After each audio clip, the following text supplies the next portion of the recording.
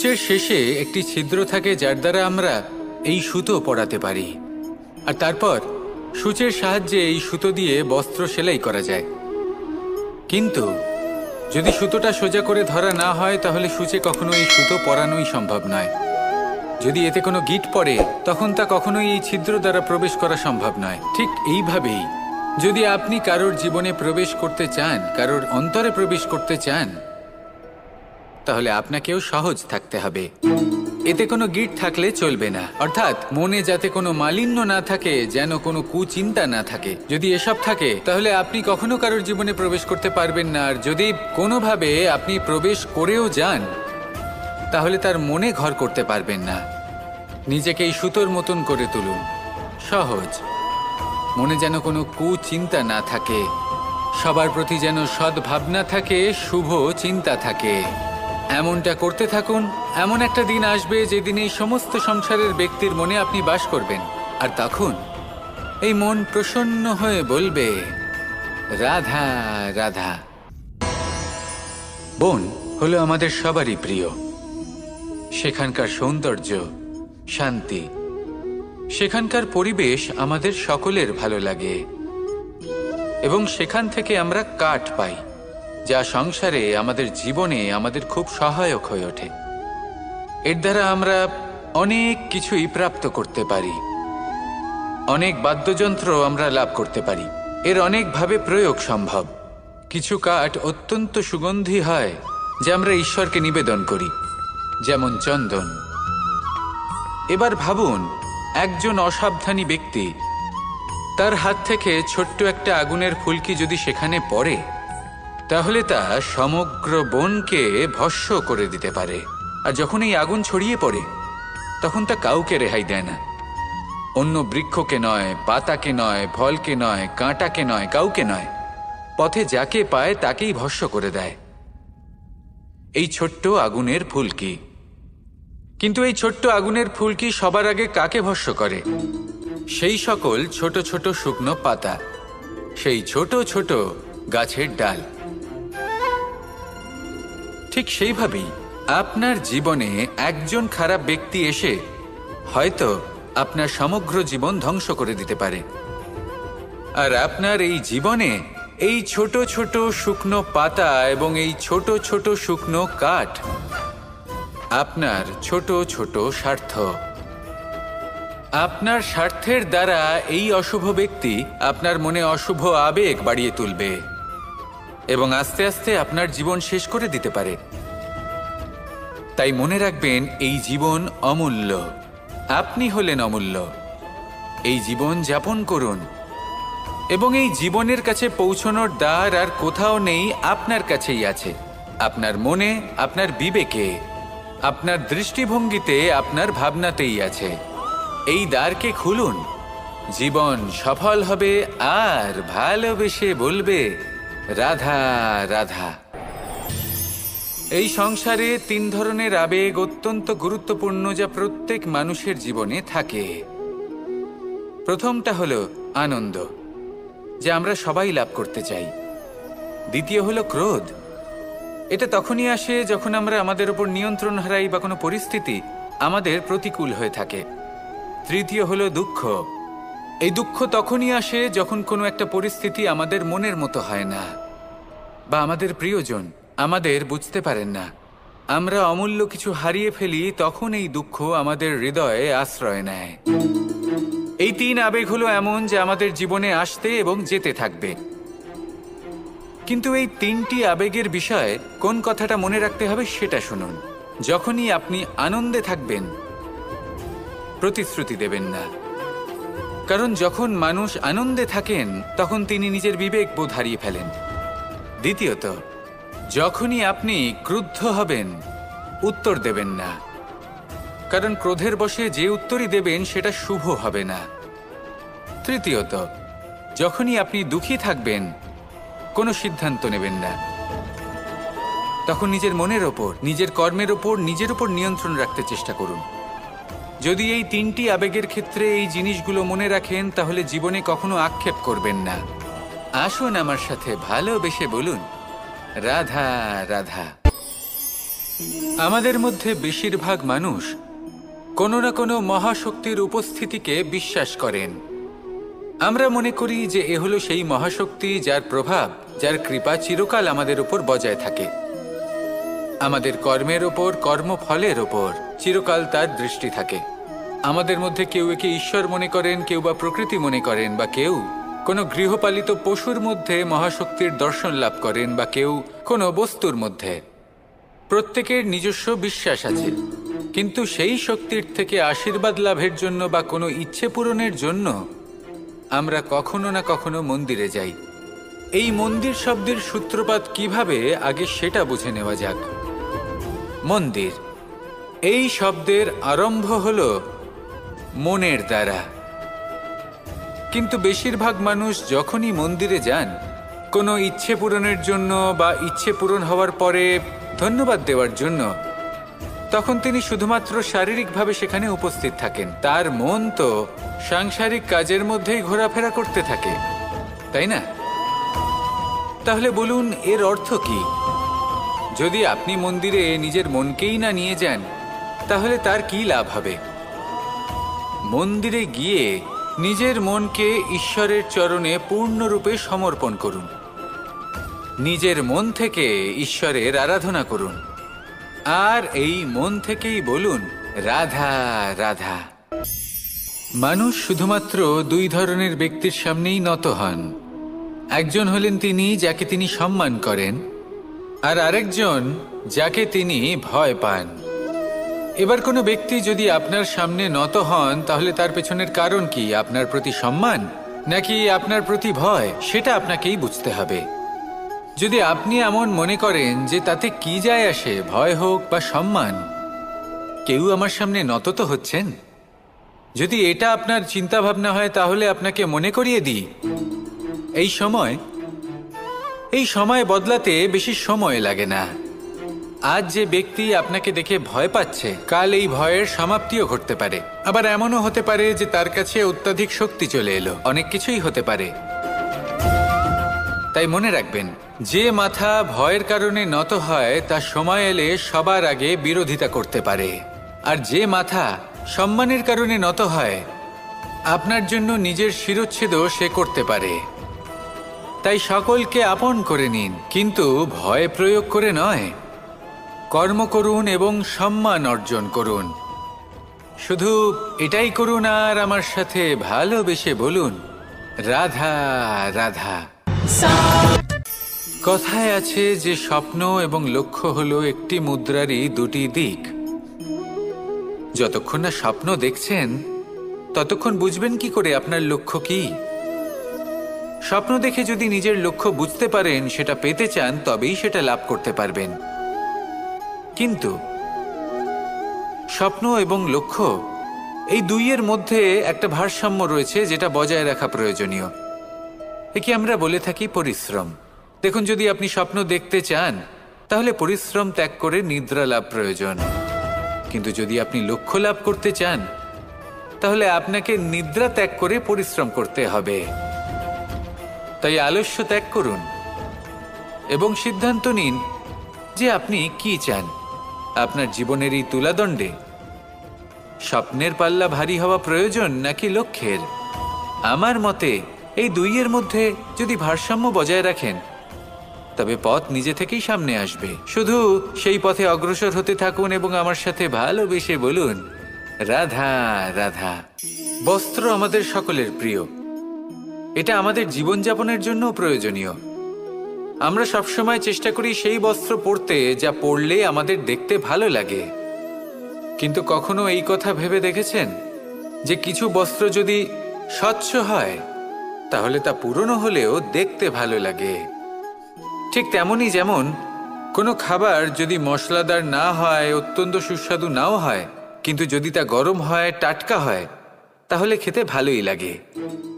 ঠিক সেইভাবেই যদি কোনো ব্যক্তি সুন্দর নাও হয়, কিন্তু তার কথা খুবই মধুর হয়, তাহলে সেই ব্যক্তি সকলের প্রিয় হয়। কোনো ব্যক্তি যদি ধনবান নাও হন, কিন্তু তিনি যদি গুণী হন, তাহলে এই সংসারে সম্মান লাভ করেন। সেই জন্য কখনো এই বিষয়ে দুঃখ পাবেন না যে আপনার কাছে ভৌতিক স্বাচ্ছন্দ্য নেই।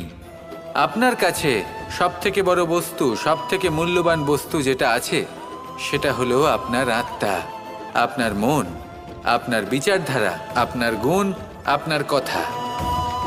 এগুলো সবসময় শুভ রাখুন এবং সবসময় নিজের সাথে রাখুন।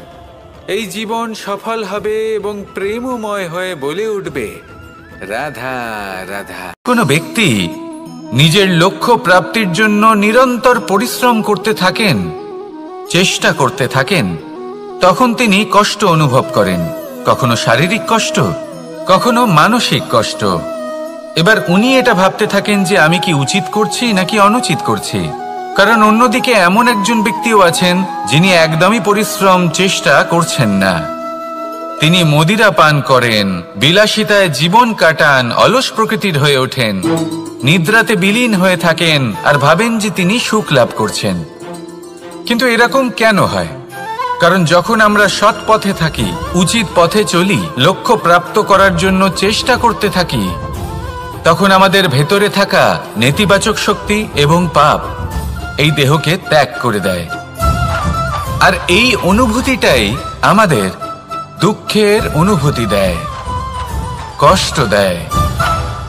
এবার সেখানে যদি আমরা কুপথে চলি, অনুচিত পথে চলতে থাকি, তাহলে আমাদের ভেতরে থাকা পুণ্য এবং ধনাত্মক শক্তি আমাদের দেহ ত্যাগ করে দেয়। আর এই অনুভূতির কারণেই আমরা সুখ অনুভব করি। কিন্তু কখনো ভাববেন যে এই সুখ বেশি সময় পর্যন্ত থাকে না। সেই জন্য সবসময় মনে রাখবেন, যদি আপনি জানেন যে এটাই আপনার লক্ষ্য, এটাই উচিত পথ, শুভ পথ, তাতে নিরন্তরভাবে এগিয়ে যেতে চেষ্টা করতে থাকুন। এই কষ্ট আপনাকে সুখের পরাকাষ্ঠায় কখন পৌঁছে দেবে তা আপনি জানতেই পারবেন না।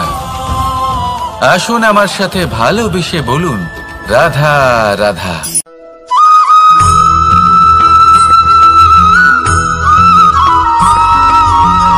মানুষের মানসিকতা এমন হয় যে সে যতটা করে আশা করে যে তার থেকে অনেক বেশি তার বদলে সে পাবে।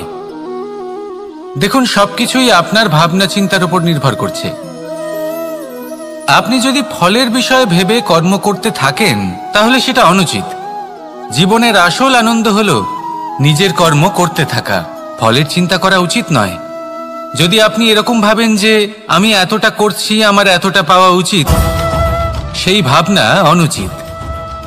যদি আপনি সেবার মানসিকতা নিয়ে কর্ম করতে থাকেন, কর্মচক্রে প্রবাহিত হন, যদি আপনি এমন ভাবনা রাখেন যে আমি এতটা পাচ্ছি তাই এর থেকে অনেক বেশি আমি কর্ম করব, তাহলে নিশ্চিত রূপে আপনি যতটা করছেন তার থেকে অনেক বেশি আপনি পাবেন, আপনার আশার থেকে অনেক বেশি আপনি পাবেন। শুধু জীবনে অনেক বেশি কাজ করতে থাকুন, ফলের চিন্তা করবেন না। আর মনে রাখবেন, এই ভাবনাই সব থেকে বড় বীজ। কর্মের উপর বিশ্বাস রাখুন, জীবনে যা যা আপনি চান সবই সুখময় হবে। আসুন আর আমার সাথে ভালোবেসে বলুন, রাধা রাধা।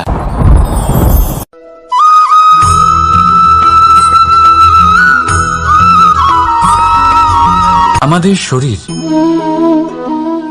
প্রকৃতির সর্বশ্রেষ্ঠ রচনা। যে অঙ্গ প্রত্যঙ্গ আমরা লাভ করেছি প্রত্যেকটির মধ্যে একটি নিজস্ব বার্তা রয়েছে। একটু ভেবে দেখুন, দুটি চোখ দিয়েছে দেখার জন্য, দুটি কান দিয়েছে শোনার জন্য, নাসিকাও আছে দুটি, দুটি হাত দিয়েছে দ্বিগুণ পরিশ্রম করার জন্য। কিন্তু জীব শুধুমাত্র একটি। তার উপরেও তীক্ষ্ণ বলিষ্ঠ দাঁত দিয়েছে তার রক্ষার জন্য। কখনো ভেবে দেখেছেন কেন?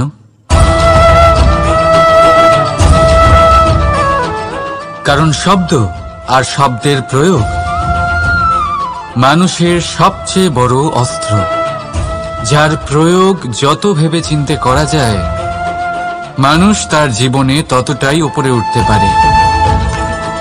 তাহলে মনে রাখুন, দেখুন, শুনুন আর বুঝুন বেশি, বলুন কম। রাধা রাধা।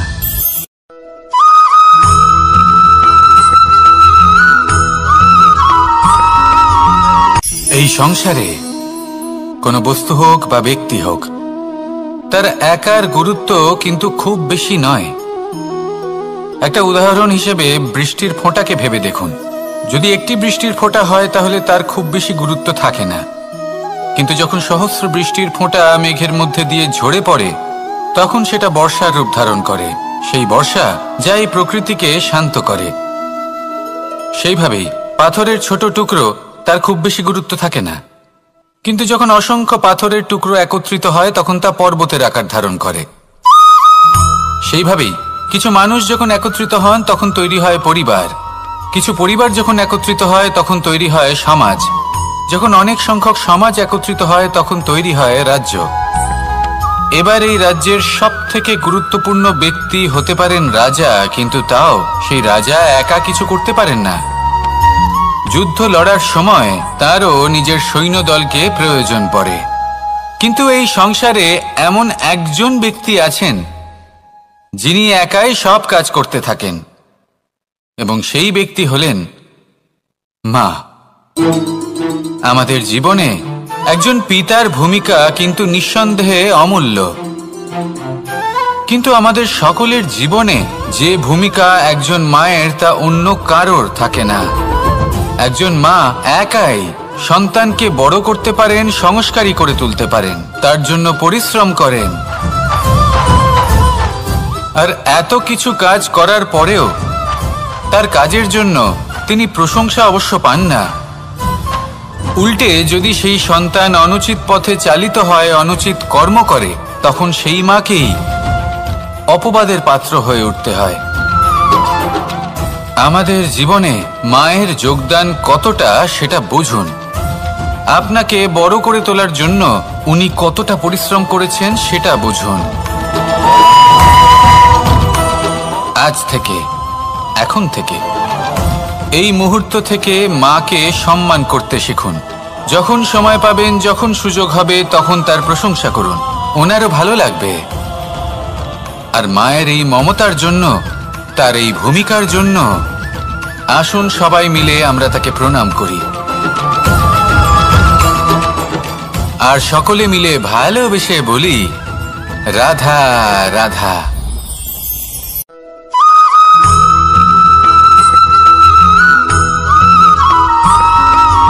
ফিরে আসছিলেন এবং তাদের ফেরার পথে হঠাৎ করে কোথাও থেকে একটি বাছুর চলে এলো।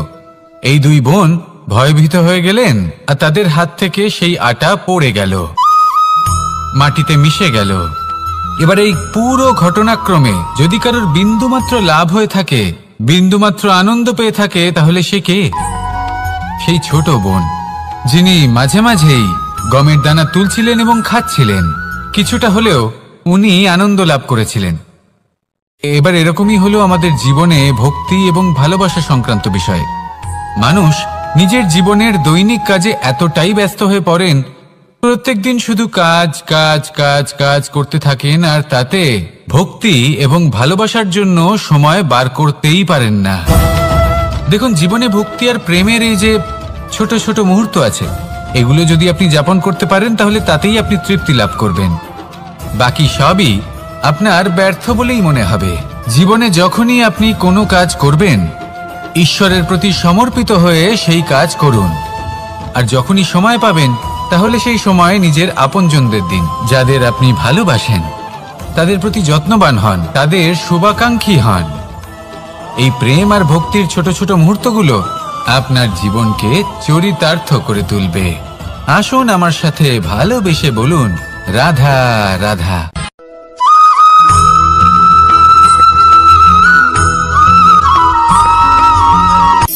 শক্তি, শক্তি অর্জন করা এতটা কঠিন নয় যতটা শক্তি লাভ করার পরে সেই শক্তি সামলানো কঠিন হয়।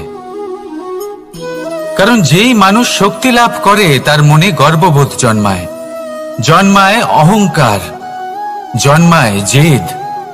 তাই শক্তি প্রাপ্ত করার সাথে বিনম্র থাকাও অত্যন্ত আবশ্যক। আর এটা আমাদের শেখা উচিত বৃক্ষের থেকে। বৃক্ষ যা আমাদের ফল দেয়, বৃক্ষ যা যত ফল দেয় ততটাই ঝুঁকে যায়। আমরা পাথর মারি ওই বৃক্ষের থেকে ফল প্রাপ্ত করার জন্য। সেই পাথরের মার সহ্য করেও বৃক্ষ আমাদের ফল দেয়। কোনো গর্ববোধ নেই, কোনো অহংকার বোধ নেই, আর সেই জন্য এই বৃক্ষের পুজো করা হয়। এটাই হলো মাহাত্ম্য শক্তির সাথে বিনম্রতার। যদি এই শক্তি সৃজন করে থাকে, সাহায্য করে থাকে, সম্বল হয়ে থাকে, তবেই সেই শক্তি উপযুক্ত। আর নয়তো সেই শক্তি একদিন আপনাকে আসক্ত অবশ্যই করবে। তাহলে শক্তি অবশ্যই অর্জন করুন, কিন্তু তার সাথে সেই শক্তি সামলানোর মতো বিবেকও আপনাকে অবশ্যই জাগ্রত করতে হবে। তাহলে আসুন আমার সাথে ভালোবেসে বলুন, রাধা রাধা।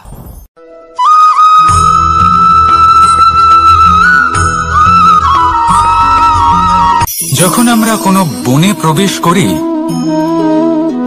তখন এই সবুজ ঘাস দেখে, এই কোমল ঘাস দেখে আমাদের মন প্রফুল্ল হয়ে ওঠে। ভিন্ন ভিন্ন প্রজাতির ফুল, ভিন্ন ভিন্ন রঙের ফুল দেখে এই মন আনন্দে ভরে ওঠে। এখানে শিশুরা আনন্দ লাভ করে, বড়রা ভোজন গ্রহণ করেন, কথাবার্তা বলেন, হাঁটাহাঁটি করে বেড়ান। এবার ভেবে দেখুন, যখন এই উপবনের নির্মাণ হয়েছিল সেই সময় যদি এই মাটিকে সঠিকভাবে খনন না করা হতো, যদি তাতে সঠিকভাবে বীজ রোপণ না করা হতো, যদি কোনো সংঘর্ষ না হতো, পরিশ্রম না করা হতো, যদি চলতে চলতে পায়ে কাঁটা না বিঁধে যেত, তাহলে এই সুন্দর বন দেখে আমরা কি এই আনন্দ লাভ করতে পারতাম? কখনোই নয়। ধরুন কোনো নদীর তটে সুন্দর একটি বন আছে, সেই বনের আনন্দ লাভ করতে গেলে আপনাকে সেই নদী পার করতেই হবে। যদি সুখের নদীর কাছে পৌঁছতে চান, তাহলে তটে যে কাঁটা রয়েছে সেগুলোর সাথে সংঘর্ষ করতেই হবে। এই সংসারে যদি আপনি সুখ লাভ করতে চান, তাহলে সুখ লাভের এই যাত্রা শুরু করতে হবে সংঘর্ষ দ্বারা। তাহলে সংঘর্ষকে স্বাগত জানান, এর পেছনেই সুখ রয়েছে যা আপনার জন্য অপেক্ষা করছে। এবার হাসুন আর আমার সাথে ভালোবেসে বলুন, রাধা।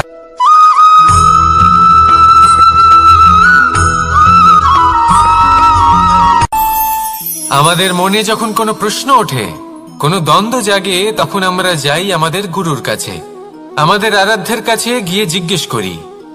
এইভাবেই একদিন আমি পৌঁছলাম আমার আরাধ্যের কাছে, আমার মহাদেবের কাছে, আর ওনাকে প্রশ্ন করলাম যে মহাদেব, জীবনে আনন্দ পাওয়ার, উৎসব পালনের, প্রেম ভাগ করে নেবার, জীবনকে উপভোগ করে নেওয়ার সর্বশ্রেষ্ঠ সময় কোনটা?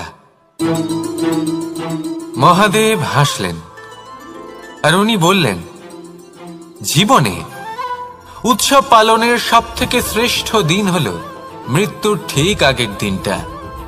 প্রেম ভাগ করে নেওয়ার সবথেকে শ্রেষ্ঠ মুহূর্ত হলো মৃত্যুর ঠিক আগের মুহূর্ত। জীবনকে উপভোগ করে নেওয়ার সর্বশ্রেষ্ঠ প্রহর হলো মৃত্যুর এক প্রহর পূর্বে। তখন আমি চমকে গেলাম। আমি বললাম, কিন্তু মহাদেব, মৃত্যু তো অনিশ্চিত, আমরা জানিও না কবে আমাদের মৃত্যু হবে। মহাদেব আবার হাসলেন। উনি বললেন যে যদি আমরা এভাবে জীবন কাটাই যে আমরা জীবনের প্রত্যেক দিন, প্রত্যেক মুহূর্ত, প্রত্যেক প্রহর শেষ বলে মনে করি, তাহলে আমাদের সমস্ত জীবন আনন্দের সাথেই অতিবাহিত হবে। কি বলেন?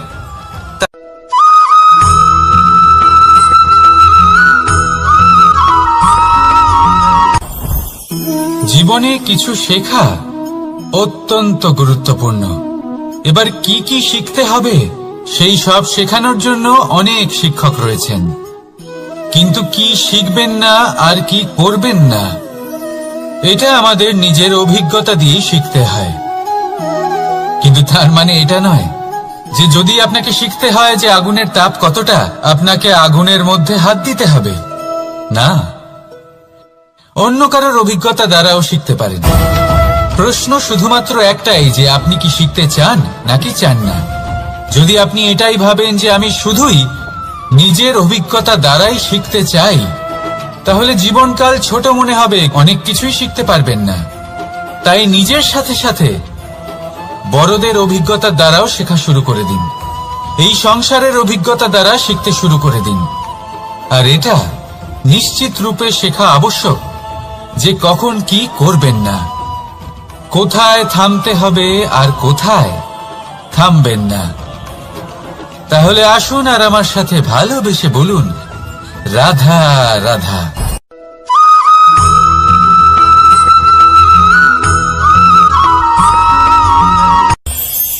এই সংসারে আমরা প্রকাশ কোথা থেকে পাই? এর উত্তর বড়ই সরল।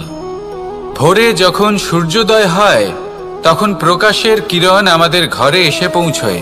এইভাবেই আমরা প্রকাশ লাভ করি। এবার এই প্রকাশের আলোতেই আমরা সারাদিনের কাজ সম্পন্ন করি। সন্ধে হয়ে যায়, সূর্যাস্তও হয়ে যায়। আর আমাদের ঘর যাতে অন্ধকার না হয় তার জন্য আমরা একটা প্রদীপ প্রজ্বলিত করি। এটাই ঘটে আমাদের জীবনেও। এবার প্রবাহমান আয়ুর সাথে আমরা আমাদের অন্তরে যদি একটা প্রদীপ প্রজ্বলিত করে নিই তাহলে বিষয়টাই অন্যরকম হবে। এবার আপনি বলবেন কোন প্রকাশের কথা বলছি যা আমাদের অন্তরে জাগ্রত করা সম্ভব? আমাদের আত্মার মাঝে প্রেমের প্রকাশ জাগ্রত করার কথা বলছি। কারণ আমাদের এই জীবন এও হলো দিনের আলোর মতো। আজ প্রকাশ আছে কিন্তু কোনোদিন অবশ্যই অস্ত হবে। কিন্তু অস্ত হবার আগে যদি আমরা আমাদের আত্মার মাঝে প্রেমের এই প্রকাশ উজ্জ্বলিত করে নিই তাহলে আমাদের সন্ধ্যাকালও আমরা আনন্দে এবং প্রেমে যাপন করব। তাহলে আসুন আর আমার সাথে ভালোবেসে বলুন, রাধা রাধা।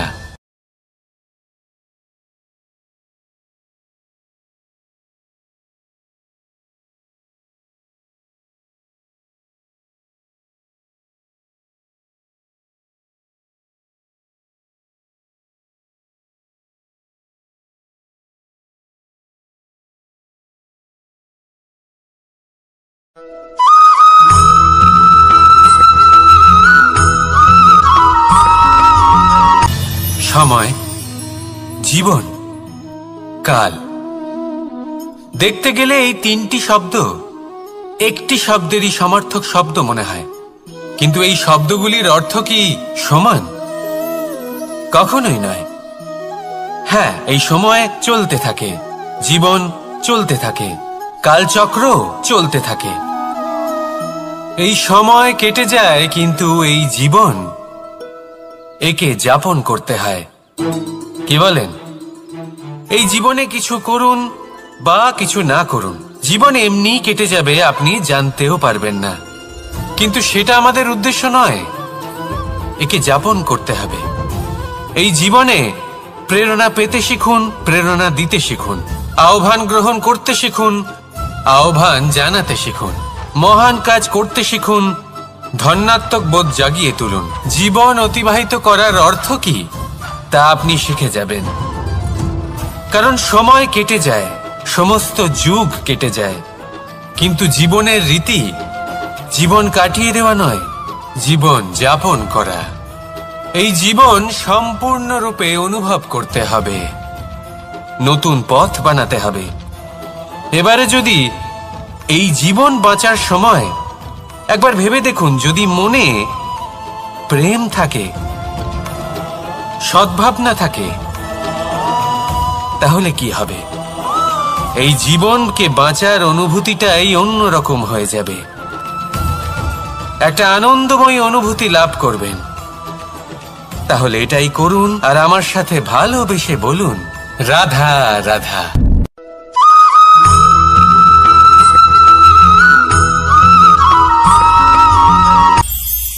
এটা হলো ধান গাছ। এর থেকে যে চাল উৎপন্ন হয় তা মানুষ গ্রহণ করেন। আর এটা কি? এ হলো জংলি ঘাস। একবার ভেবে দেখুন, যদি এই জংলি ঘাস ধান গাছের আশেপাশে থাকে তাহলে কি হবে? ধান উৎপন্ন হতে পারবে? তা উৎকৃষ্ট হতে পারবে? আমরা কি তা গ্রহণ করতে পারবো? কখনোই নয়। এই জংলি ঘাস ধানকে নষ্ট করে দেবে, কিন্তু নিজে জীবিত থাকবে। এটাই হলো আজকের শিক্ষা।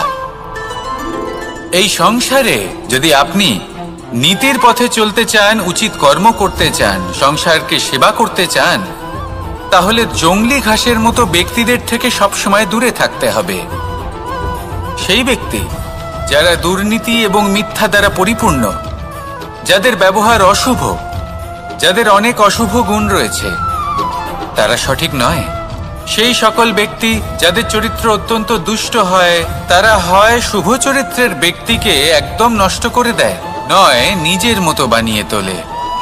তাই যদি আপনি নীতির পথে চলতে চান, এই সংসারের জন্য শুভ কর্ম করতে চান, তাহলে সেই সঙ্গ লাভ করুন যে সঙ্গ জ্ঞানে পরিপূর্ণ, যাদের মধ্যে অনেক গুণ আছে, যাদের থেকে প্রতিদিন কিছু শিখতে পারবেন। এমন ব্যক্তির সাথে জীবন অতিবাহিত করুন, দুরাচারীদের থেকে দূরে থাকুন। তবেই এই মন প্রসন্ন হয়ে বলবে, রাধা রাধা।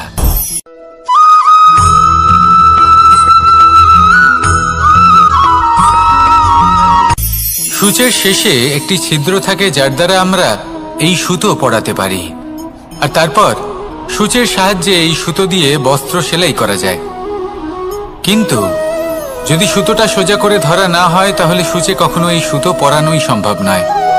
যদি এতে কোনো গিঁট পড়ে, তখন তা কখনোই এই ছিদ্র দ্বারা প্রবেশ করা সম্ভব নয়। ঠিক এইভাবেই যদি আপনি কারোর জীবনে প্রবেশ করতে চান, কারোর অন্তরে প্রবেশ করতে চান, তাহলে আপনাকেও সহজ থাকতে হবে।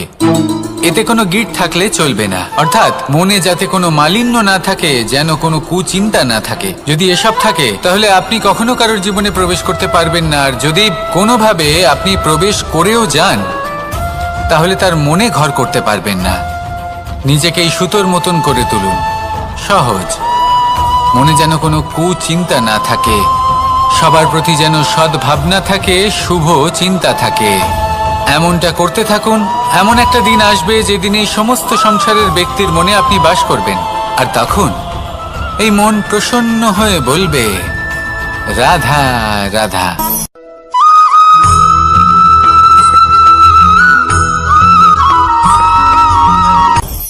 আপনি কখনো পর্বতের শিখরে উঠেছেন? আপনি দেখতে পাবেন পর্বতের পদতলে প্রচুর সুন্দর ফুল রয়েছে, সবুজ বনানী রয়েছে। যত আপনি ওপরে উঠতে থাকবেন, তত ফুল কমতে থাকবে, সবুজ বনানী কমতে থাকবে। আরো কিছুটা ওপরে উঠলে কাঁটা জাতীয় গাছ দেখতে পাবেন, শুকনো গাছ দেখতে পাবেন। আরো যদি ওপরে ওঠেন, তাহলে পাষাণ দেখতে পাবেন। আরো ওপরে উঠলে হিমখণ্ড দেখতে পাবেন। এই যে পর্বত, তা মনুষ্য জীবনের সবথেকে উত্তম উদাহরণ। মানুষ যখন সাফল্যের শিখরে পৌঁছতে চান, মহানুভবতার শিখরে পৌঁছতে চান, পথে যত আস্তে আস্তে উপরে উঠতে থাকেন, ততই ভৌতিক বস্তু তার থেকে বিচ্ছিন্ন হতে থাকে। যদি তিনি সেই ভৌতিক বস্তুগুলি ত্যাগ না করতে পারেন, তাহলে কখনোই সেই স্থানে পৌঁছতে পারবেন না। আর মানুষ যদি উচিত ত্যাগ করতে পারেন, পথে অগ্রসর হতে থাকেন, এগোতে থাকেন, তাহলে একদিন না একদিন তিনি মহানুভবতার, জ্ঞানের, সাফল্যের হিমের স্বাদ অবশ্যই লাভ করবেন।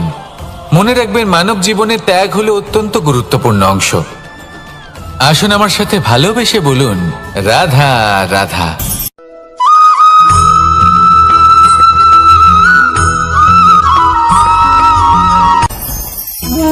ভোজন।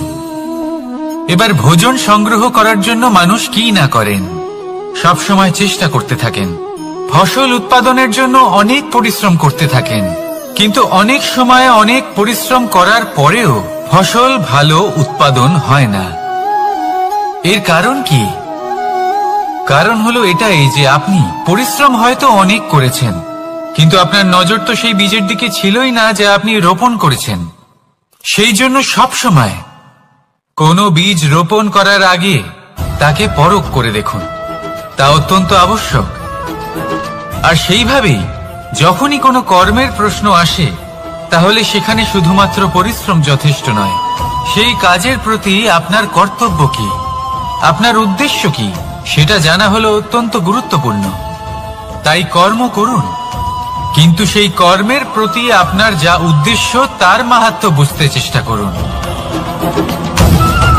তাহলে আসুন আমার সাথে ভালোবেসে বলুন, রাধা রাধা।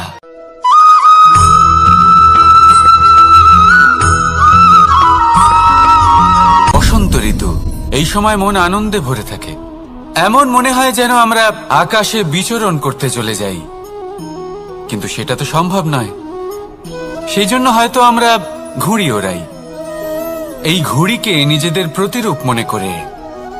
এবার অনেক মানুষ আছেন যারা ঘুড়ি ওড়ান, কিন্তু এই কর্মের সারমর্ম কি সেটা কজন বুঝতে পারেন? আপনি এটা মনে করুন যে আপনি হলেন সেই ঘুড়ি, আর এই সুতো যিনি ধরে রয়েছেন তিনি হলেন পরমাত্মা। আর এই সুতো যেখান থেকে শুরু হয় সেই লাটাই হলো আমাদের কর্মচক্র। এবার আপনি নিজেই অনুমান করুন যে এই উড়ান কার ওপর নির্ভরশীল? পরমাত্মার ওপর আর আপনার কর্মের ওপর। যদি পরমাত্মা আপনার হাত ধরে থাকেন, আপনার সাথে থাকেন, যদি আপনি শুভ কর্ম করতে থাকেন, আপনি এই আকাশে উড়তে থাকবেন। কিন্তু কোথাও কোথাও যদি পরমাত্মার সাথে এই বন্ধন ছিন্ন হয়, আপনার কর্মচক্র খারাপ হয়ে যায় বা থেমে যায়, তাহলে আপনার এই ঘুড়ি কেটে যাবে আর দূরে কোনো গাছের ডালে গিয়ে আটকে যাবে। তাই শুধুমাত্র ঘুড়ি ওড়াবেন না, তার থেকে শিখুন, পরমাত্মার সাহচর্যে থাকুন, সবসময় শুভ কর্ম করতে থাকুন আর সবসময় এই আকাশে উড়তে থাকুন। আসুন আর আমার সাথে ভালোবেসে বলুন, রাধা রাধা।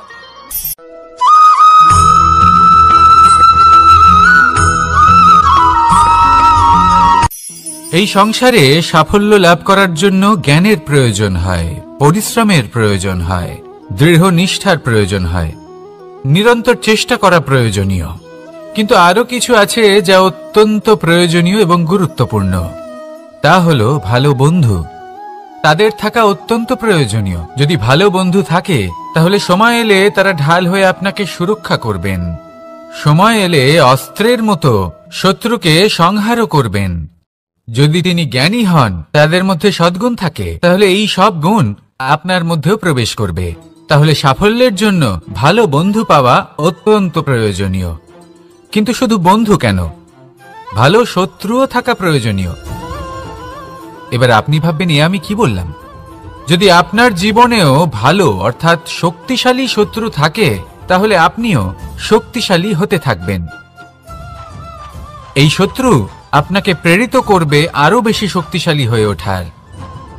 কখনো কোনো হরিণকে দেখুন, তীব্র গতিতে দৌড়তে থাকে। কেন তীব্র গতিতে দৌড়য়? এই কারণে নয় যে কোথাও তার জন্য মধুর ঘাস অপেক্ষা করে রয়েছে, না। সে এই কারণে তীব্র গতিতে দৌড়য় কারণ সেটা না করলে তার পেছনে একটি সিংহ আছে যে ওকে নিজের ভোজন করে ফেলবে। তাই জীবনে বিপদ, সংকট, এই সবকিছুও হলো অত্যন্ত গুরুত্বপূর্ণ। তার সম্মুখীন হতে শিখুন আর আমার সাথে ভালোবেসে বলুন, রাধা রাধা।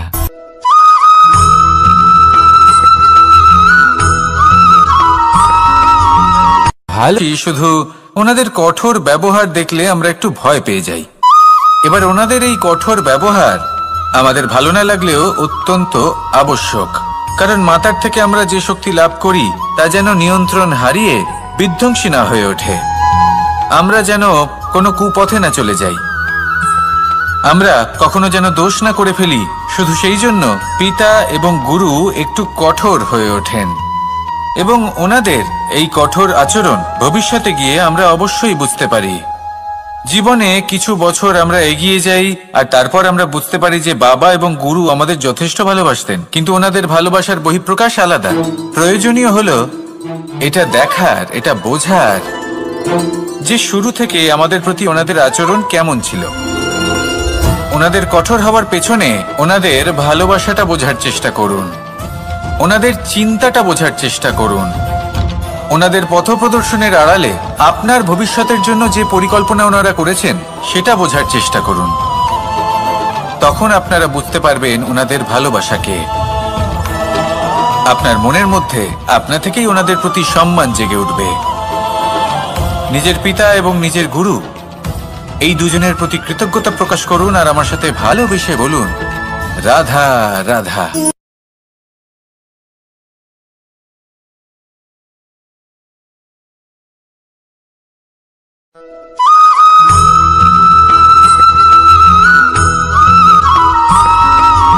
কথায় আছে, প্রত্যেক পুত্র তার পিতার প্রতিচ্ছবি হয়, আর সমস্ত প্রতিচ্ছবি চায় যেন সে তার অস্তিত্ব প্রাপ্ত করতে পারে।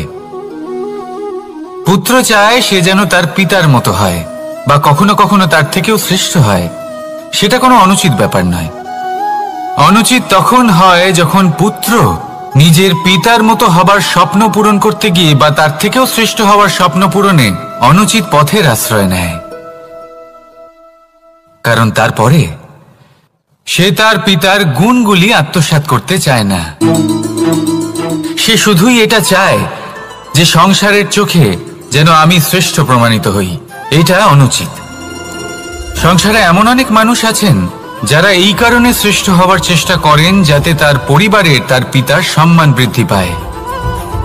এমনও মানুষ থাকেন, আর এটাই হলো পার্থক্য উদ্দেশ্যের। মনে রাখবেন, যদি আপনার উদ্দেশ্য শুভ হয় তাহলে পথও শুভ হবে, যদি আপনার উদ্দেশ্য অশুভ হয় তাহলে পথও অশুভ হবে।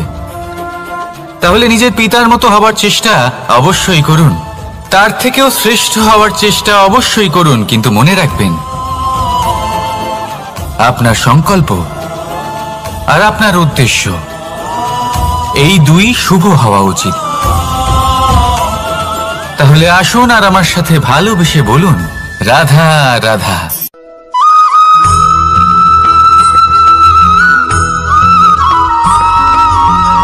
আপনি কখনো কোনো বাজকে নিজের বাসা বানাতে দেখেছেন? এই বাজ যখনই কোনো বাসা বানায় তখন উঁচু গাছের ডালে বা কোনো পর্বতের শিখরে বাসা বানায়, অনেক উচ্চতায়, আর সেখানে তার সন্তানও জন্মগ্রহণ করে।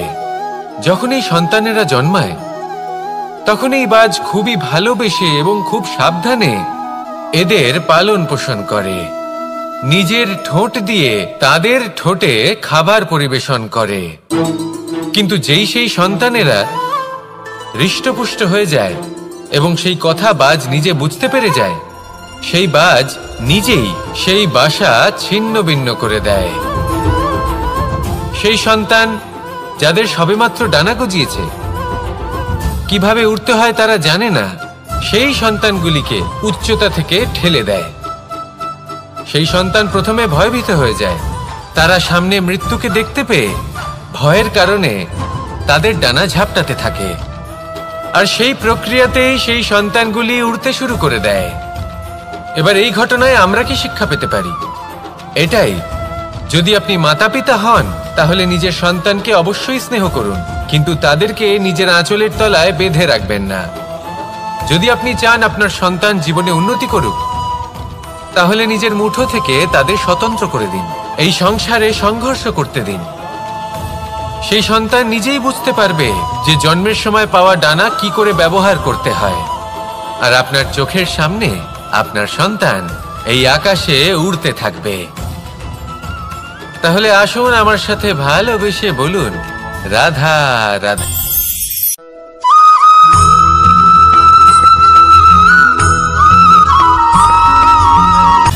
সময়, জীবন, কাল। দেখতে গেলে এই তিনটি শব্দ একটি শব্দেরই সমার্থক শব্দ মনে হয়, কিন্তু এই শব্দগুলির অর্থ কি সমান? কখনোই নয়। হ্যাঁ, এই সময় চলতে থাকে, জীবন চলতে থাকে, কালচক্র চলতে থাকে। এই সময় কেটে যায়, কিন্তু এই জীবন একে যাপন করতে হয়। কি বলেন? এই জীবনে কিছু করুন বা কিছু না করুন, জীবন এমনি কেটে যাবে, আপনি জানতেও পারবেন না। কিন্তু সেটা আমাদের উদ্দেশ্য নয়, একে যাপন করতে হবে। এই জীবনে প্রেরণা পেতে শিখুন, প্রেরণা দিতে শিখুন, আহ্বান গ্রহণ করতে শিখুন, আহ্বান জানাতে শিখুন, মহান কাজ করতে শিখুন, ধন্যাত্মক বোধ জাগিয়ে তুলুন। জীবন অতিবাহিত করার অর্থ কি তা আপনি শিখে যাবেন। কারণ সময় কেটে যায়, সমস্ত যুগ কেটে যায়, কিন্তু জীবনের রীতি জীবন কাটিয়ে দেওয়া নয়, জীবন যাপন করা।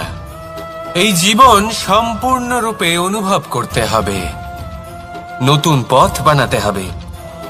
এবারে যদি এই জীবন বাঁচার সময় একবার ভেবে দেখুন, যদি মনে প্রেম থাকে, সদ্ভাবনা থাকে, তাহলে কি হবে? এই জীবনকে বাঁচার অনুভূতিটাই অন্যরকম হয়ে যাবে। একটা আনন্দময় অনুভূতি লাভ করবেন। তাহলে এটাই করুন আর আমার সাথে ভালোবেসে বলুন, রাধা রাধা।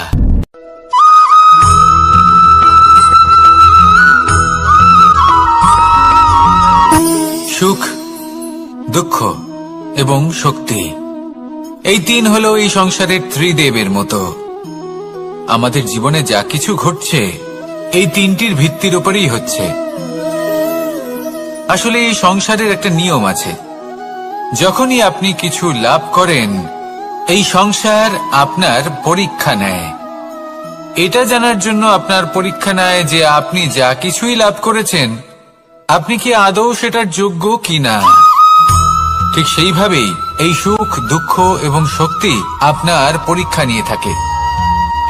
যখন সুখ আসে তখন সে আপনার পরীক্ষা নেয় যে আপনার মধ্যে অহংবোধ জাগ্রত হয়নি তো। যদি অহংবোধ চলে আসে তাহলে সুখ সেখানেই সঙ্গ ত্যাগ করে। দুঃখ আপনার ধৈর্যের পরীক্ষা নিতে থাকে, আর যদি আপনার মধ্যে ধৈর্য না থাকে তাহলে এটা আপনাকে আরো বেশি দুঃখের গভীর অন্ধকারে ঠেলে দেবে। সেখানে শক্তি পরীক্ষা নেয় আপনার বিনম্রতার। যদি আপনি বিনম্র না হন তাহলে হয় এই শক্তি আপনার সঙ্গ ত্যাগ করবে, নয় এই শক্তি বিনম্রতার অভাবে আপনার পতনের কারণ হতে পারে। এই সংসারে যে কোনো ব্যক্তি যিনি এই পরীক্ষায় উত্তীর্ণ হয়ে থাকেন এই জীবনে তিনি সাফল্য লাভ করেন। আসুন আমার সাথে ভালোবেসে বলুন, রাধা রাধা।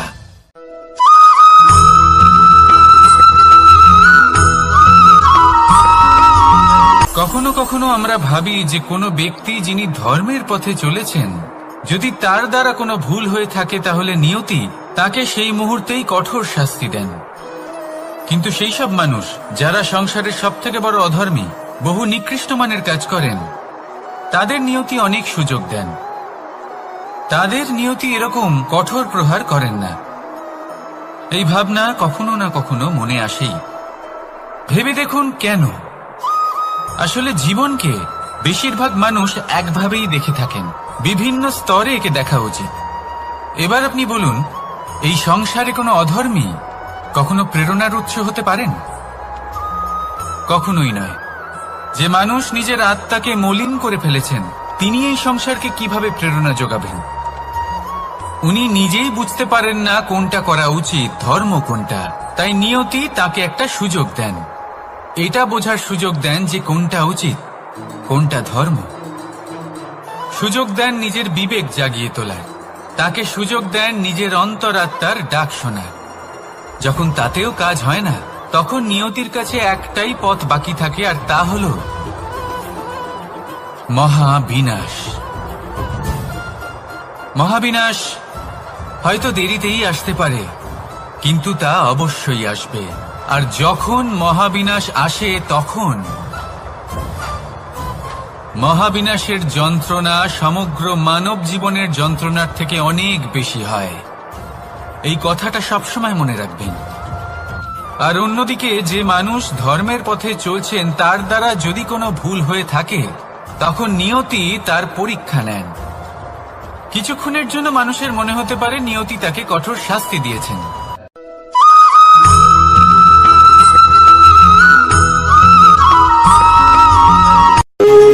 যখন মানুষের মৃত্যু হয় তখন কি হয়? অনেক সংখ্যক মানুষ শোক পালন করতে চলে আসেন। যে ব্যক্তি মৃত্যু লাভ করেছেন তার অনেক বস্তু থাকে যেগুলো তার প্রিয়, যেগুলো তিনি ব্যবহার করেছেন। তার শয্যা, তার বস্ত্র, তার আভূষণ সবকিছু তার থেকে বিচ্ছিন্ন করা হয় এবং খালি হাতে তাকে শ্মশানের উদ্দেশ্যে রওনা করা হয়। আমি আপনাকে এই প্রশ্ন করতে চাই, আপনি এই সংসারে কি অর্জন করেছেন?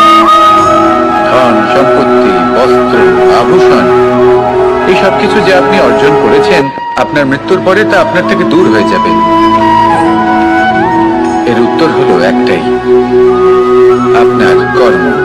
শুধু সেটাই আছে যা একান্ত আপনার, আর শুধু সেটাই এই সংসার থেকে চলে যাওয়ার পরেও সংসারেই জীবিত থাকবে। যদি আপনি দুষ্কর্ম করেন তাহলে এই সংসার আপনাকে একটি অনুচিত উদাহরণ হিসেবে মনে রাখবে যে এই ব্যক্তি খুব পাপী ছিল, অনুচিত কর্ম করতেন। যে পথে তিনি চলেছেন সেই পথে কারোর চলা উচিত নয়। সেখানেই যদি আপনি সৎকর্ম করেন তাহলে সংসার চিরকাল এটাই বলবে যে খুব ভালো মানুষ ছিলেন, সবাইকে ভালোবাসতেন, সবাইকে সাহায্য করতেন, আমার খুব প্রিয় মানুষ ছিলেন। এটাই হলো শ্রেষ্ঠ কর্ম। সেই জন্য জীবনে শুধুমাত্র ধন সম্পত্তি আভূষণ এই সব অর্জন করতে গিয়ে নিজের মনোনিবেশ করবেন না। শ্রেষ্ঠ কর্ম করুন। সংসার থেকে চলে যাওয়ার পরেও এই কর্মই এই সংসারে আপনাকে জীবিত রাখবে। আসুন আমার সাথে ভালোবেসে বলুন, রাধা রাধা।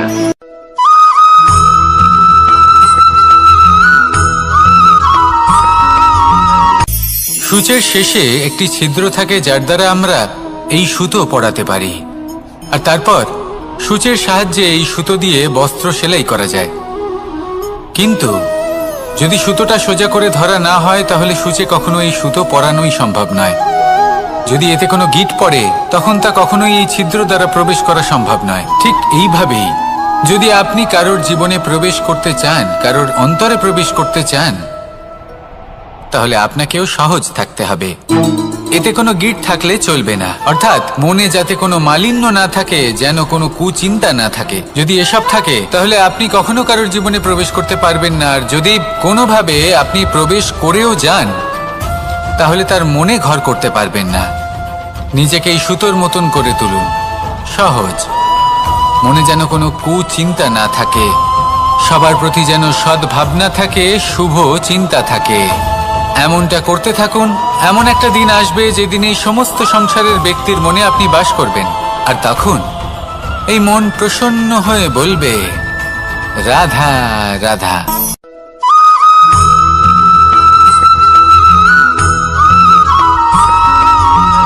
পিতা আর পুত্রের সম্পর্ক অত্যন্ত মধুর হয়ে থাকে।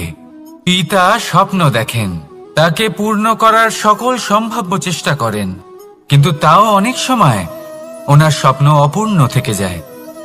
তখন পিতা ভাবেন যে স্বপ্ন উনি পূর্ণ করতে পারেননি ওনার সন্তান তা অবশ্যই পূরণ করবে। যে স্থানে উনি কখনো পৌঁছতে পারেননি সেই স্থানে ওনার পুত্র অবশ্যই পৌঁছবে। পিতা নিজের সন্তানের ভবিষ্যৎ নিয়ে সেই স্বপ্ন দেখেন, আর যখন সেই সন্তান সামনে এগোতে থাকে তখন তার দুঃখ হয় না, বরং গর্ব হয়। ওনার ভালো লাগে এটা দেখে যে ওনার সন্তান অনেক উন্নতি করছে। কিন্তু যখন সন্তান নিজের অভিভাবকের শক্তি দেখে, তার যশ দেখে হিংসা করতে থাকে, সমস্যা সেইখানেই শুরু হয়। সেই জন্য সকল সন্তানকে এটা মনে রাখতে হবে।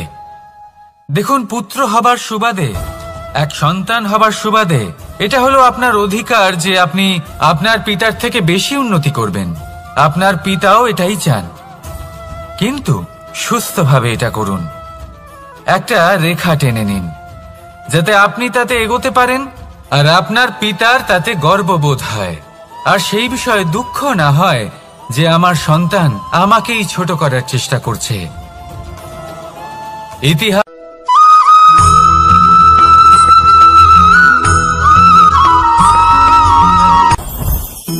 জীবনে কিছু শেখা অত্যন্ত গুরুত্বপূর্ণ। এবার কি কি শিখতে হবে সেই সব শেখানোর জন্য অনেক শিক্ষক রয়েছেন, কিন্তু কি শিখবেন না আর কি করবেন না এটা আমাদের নিজের অভিজ্ঞতা দিয়ে শিখতে হয়। কিন্তু তার মানে এটা নয় যে যদি আপনাকে শিখতে হয় যে আগুনের তাপ কতটা, আপনাকে আগুনের মধ্যে হাত দিতে হবে। না, অন্য কারোর অভিজ্ঞতা দ্বারাও শিখতে পারেন। প্রশ্ন শুধুমাত্র একটাই যে আপনি কি শিখতে চান নাকি চান না। যদি আপনি এটাই ভাবেন যে আমি শুধুই নিজের অভিজ্ঞতা দ্বারাই শিখতে চাই, তাহলে জীবনকাল ছোট মনে হবে, অনেক কিছুই শিখতে পারবেন না। তাই নিজের সাথে সাথে বড়দের অভিজ্ঞতার দ্বারাও শেখা শুরু করে দিন। এই সংসারের অভিজ্ঞতা দ্বারা শিখতে শুরু করে দিন। আর এটা নিশ্চিত রূপে শেখা আবশ্যক যে কখন কি করবেন না, কোথায় থামতে হবে আর কোথায় থামবেন না। তাহলে আসুন আর আমার সাথে ভালোবেসে বলুন, রাধা রাধা।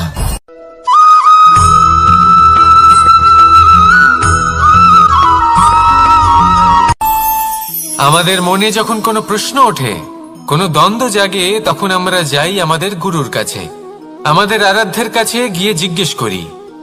এইভাবেই একদিন আমি পৌঁছলাম আমার আরাধ্যের কাছে, আমার মহাদেবের কাছে, আর ওনাকে প্রশ্ন করলাম যে মহাদেব, জীবনে আনন্দ পাওয়ার, উৎসব পালনের, প্রেম ভাগ করে নেবার, জীবনকে উপভোগ করে নেওয়ার সর্বশ্রেষ্ঠ সময় কোনটা? মহাদেব হাসলেন আর উনি বললেন, জীবনে উৎসব পালনের সবথেকে শ্রেষ্ঠ দিন হল মৃত্যুর ঠিক আগের দিনটা। প্রেম ভাগ করে নেওয়ার সবথেকে শ্রেষ্ঠ মুহূর্ত হল মৃত্যুর ঠিক আগের মুহূর্ত। জীবনকে উপভোগ করে নেওয়ার সর্বশ্রেষ্ঠ প্রহর হল মৃত্যুর এক প্রহর পূর্বে। তখন আমি চমকে গেলাম। আমি বললাম, কিন্তু মহাদেব, মৃত্যু তো অনিশ্চিত, আমরা জানিও না কবে আমাদের মৃত্যু হবে। মহাদেব আবার হাসলেন। উনি বললেন যে যদি আমরা এভাবে জীবন কাটাই যে আমরা জীবনের প্রত্যেক দিন, প্রত্যেক মুহূর্ত, প্রত্যেক প্রহর শেষ বলে মনে করি, তাহলে আমাদের সমস্ত জীবন আনন্দের সাথেই অতিবাহিত হবে। কি বলেন?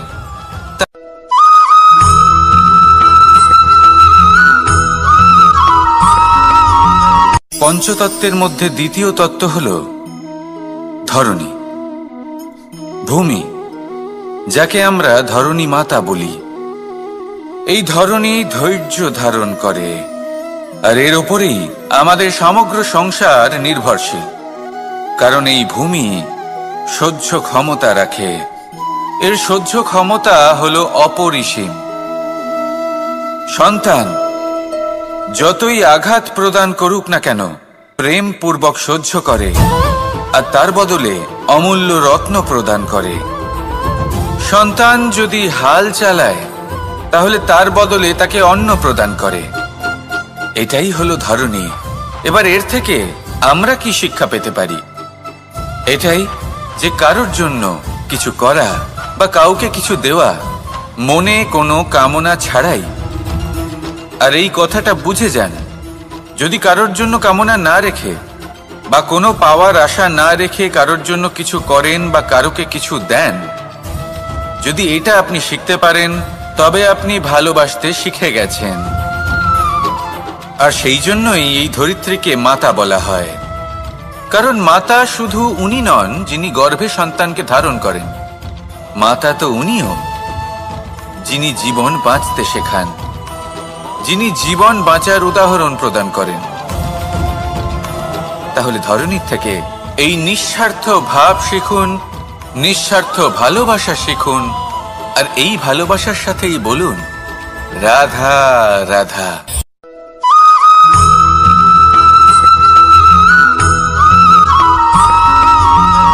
এই সংসারে কোনো বস্তু হোক বা ব্যক্তি হোক, তার একার গুরুত্ব কিন্তু খুব বেশি নয়। একটা উদাহরণ হিসেবে বৃষ্টির ফোঁটাকে ভেবে দেখুন। যদি একটি বৃষ্টির ফোঁটা হয় তাহলে তার খুব বেশি গুরুত্ব থাকে না, কিন্তু যখন সহস্র বৃষ্টির ফোঁটা মেঘের মধ্যে দিয়ে ঝরে পড়ে, তখন সেটা বর্ষার রূপ ধারণ করে। সেই বর্ষা যা এই প্রকৃতিকে শান্ত করে। সেইভাবেই পাথরের ছোট টুকরো, তার খুব বেশি গুরুত্ব থাকে না, কিন্তু যখন অসংখ্য পাথরের টুকরো একত্রিত হয় তখন তা পর্বতের আকার ধারণ করে। সেইভাবেই কিছু মানুষ যখন একত্রিত হন তখন তৈরি হয় পরিবার, কিছু পরিবার যখন একত্রিত হয় তখন তৈরি হয় সমাজ, যখন অনেক সংখ্যক সমাজ একত্রিত হয় তখন তৈরি হয় রাজ্য। এবার এই রাজ্যের সবথেকে গুরুত্বপূর্ণ ব্যক্তি হতে পারেন রাজা, কিন্তু তাও সেই রাজা একা কিছু করতে পারেন না। যুদ্ধ লড়ার সময় তারও নিজের সৈন্যদলকে প্রয়োজন পড়ে। কিন্তু এই সংসারে এমন একজন ব্যক্তি আছেন যিনি একাই সব কাজ করতে থাকেন, এবং সেই ব্যক্তি হলেন মা। আমাদের জীবনে একজন পিতার ভূমিকা কিন্তু নিঃসন্দেহে অমূল্য, কিন্তু আমাদের সকলের জীবনে যে ভূমিকা একজন মায়ের তা অন্য কারোর থাকে না। একজন মা একাই সন্তানকে বড় করতে পারেন, সংস্কারী করে তুলতে পারেন, তার জন্য পরিশ্রম করেন। আর এত কিছু কাজ করার পরেও তার কাজের জন্য তিনি প্রশংসা অবশ্য পান না। উল্টে যদি সেই সন্তান অনুচিত পথে চালিত হয়, অনুচিত কর্ম করে, তখন সেই মাকেই অপবাদের পাত্র হয়ে উঠতে হয়। আমাদের জীবনে মায়ের যোগদান কতটা সেটা বুঝুন। আপনাকে বড় করে তোলার জন্য উনি কতটা পরিশ্রম করেছেন সেটা বুঝুন। আজ থেকে, এখন থেকে, এই মুহূর্ত থেকে মাকে সম্মান করতে শিখুন। যখন সময় পাবেন, যখন সুযোগ হবে, তখন তার প্রশংসা করুন, ওনারও ভালো লাগবে। আর মায়ের এই মমতার জন্য, তার এই ভূমিকার জন্য আসুন সবাই মিলে আমরা তাকে প্রণাম করি, আর সকলে মিলে ভালোবেসে বলি রাধা রাধা।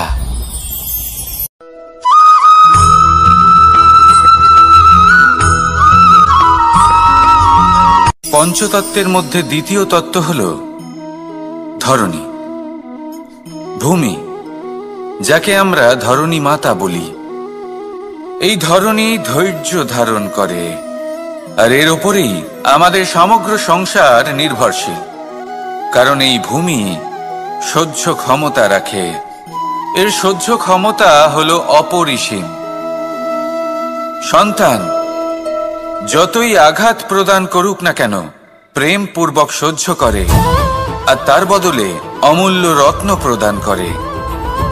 সন্তান যদি হাল চালায়, তাহলে তার বদলে তাকে অন্ন প্রদান করে।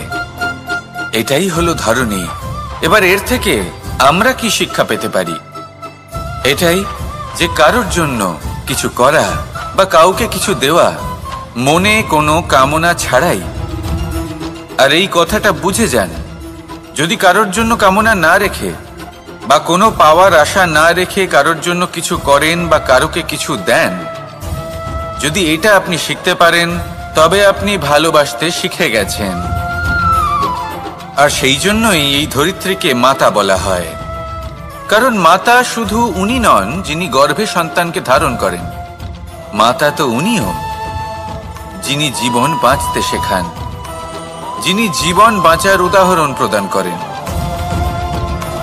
তাহলে ধরণীর থেকে এই নিঃস্বার্থ ভাব শিখুন, নিঃস্বার্থ ভালোবাসা শিখুন, আর এই ভালোবাসার সাথেই বলুন রাধা রাধা।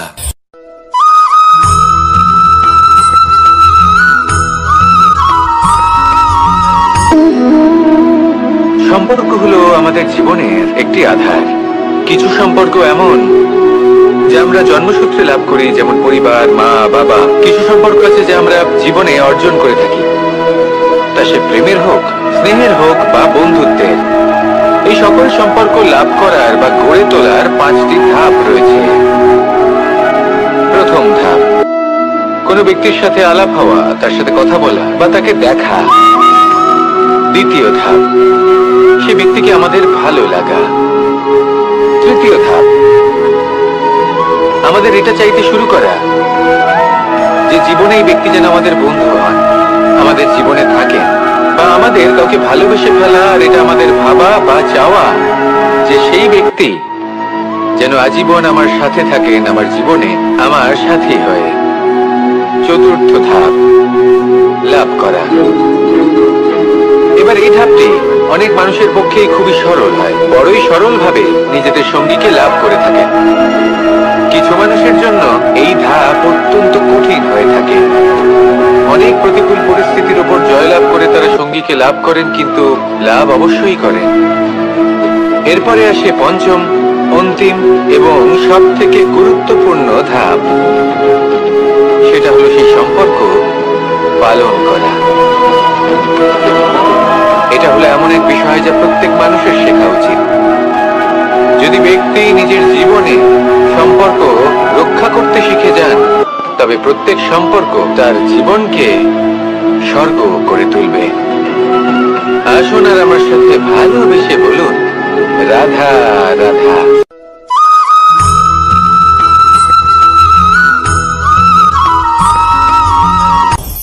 আপনি কখনো পর্বতের শিখরে উঠেছেন? আপনি দেখতে পাবেন পর্বতের পদতলে প্রচুর সুন্দর ফুল রয়েছে, সবুজ বনানী রয়েছে। যত আপনি ওপরে উঠতে থাকবেন তত ফুল কমতে থাকবে, সবুজ বনানী কমতে থাকবে। আরো কিছুটা ওপরে উঠলে কাঁটা জাতীয় গাছ দেখতে পাবেন, শুকনো গাছ দেখতে পাবেন। আরো যদি ওপরে ওঠেন তাহলে পাষাণ দেখতে পাবেন। আরো উপরে উঠলে হিমখণ্ড দেখতে পাবেন। এই যে পর্বত, তা মনুষ্য জীবনের সব থেকে উত্তম উদাহরণ। মানুষ যখন সাফল্যের শিখরে পৌঁছতে চান, মহানুভবতার শিখরে পৌঁছতে চান, পথে যত আস্তে আস্তে উপরে উঠতে থাকেন, ততই ভৌতিক বস্তু তার থেকে বিচ্ছিন্ন হতে থাকে। যদি তিনি সেই ভৌতিক বস্তুগুলি ত্যাগ না করতে পারেন, তাহলে কখনোই সেই স্থানে পৌঁছতে পারবেন না। আর মানুষ যদি উচিত ত্যাগ করতে পারেন, পথে অগ্রসর হতে থাকেন, এগোতে থাকেন, তাহলে একদিন না একদিন তিনি মহানুভবতার, জ্ঞানের, সাফল্যের হিমের স্বাদ অবশ্যই লাভ করবেন। মনে রাখবেন, মানব জীবনে ত্যাগ হলো অত্যন্ত গুরুত্বপূর্ণ অংশ। আসুন আমার সাথে ভালোবেসে বলুন, রাধা রাধা।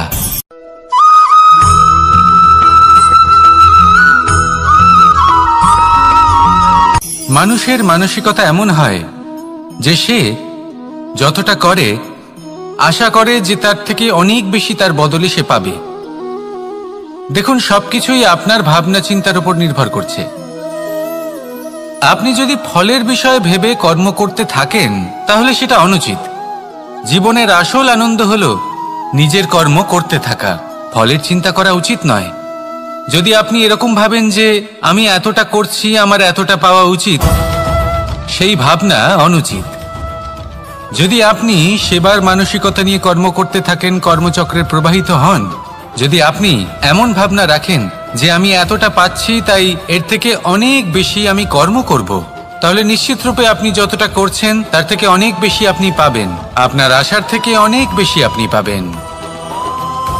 শুধু জীবনে অনেক বেশি কাজ করতে থাকুন, ফলের চিন্তা করবেন না। আর মনে রাখবেন, এই ভাবনাই সব থেকে বড় বীজ। কর্মের উপর বিশ্বাস রাখুন।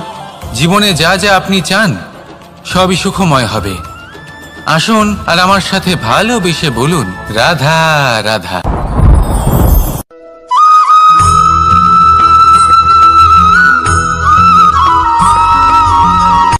সূচের শেষে একটি ছিদ্র থাকে, যার দ্বারা আমরা এই সুতো পরাতে পারি।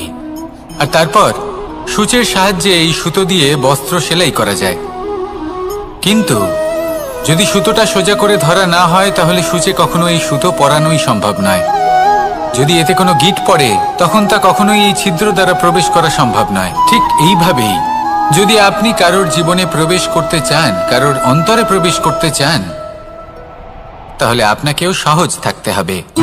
এতে কোনো গিঁট থাকলে চলবে না, অর্থাৎ মনে যাতে কোনো মালিন্য না থাকে, যেন কোনো কুচিন্তা না থাকে। যদি এসব থাকে, তাহলে আপনি কখনো কারোর জীবনে প্রবেশ করতে পারবেন না। আর যদি কোনোভাবে আপনি প্রবেশ করেও যান, তাহলে তার মনে ঘর করতে পারবেন না।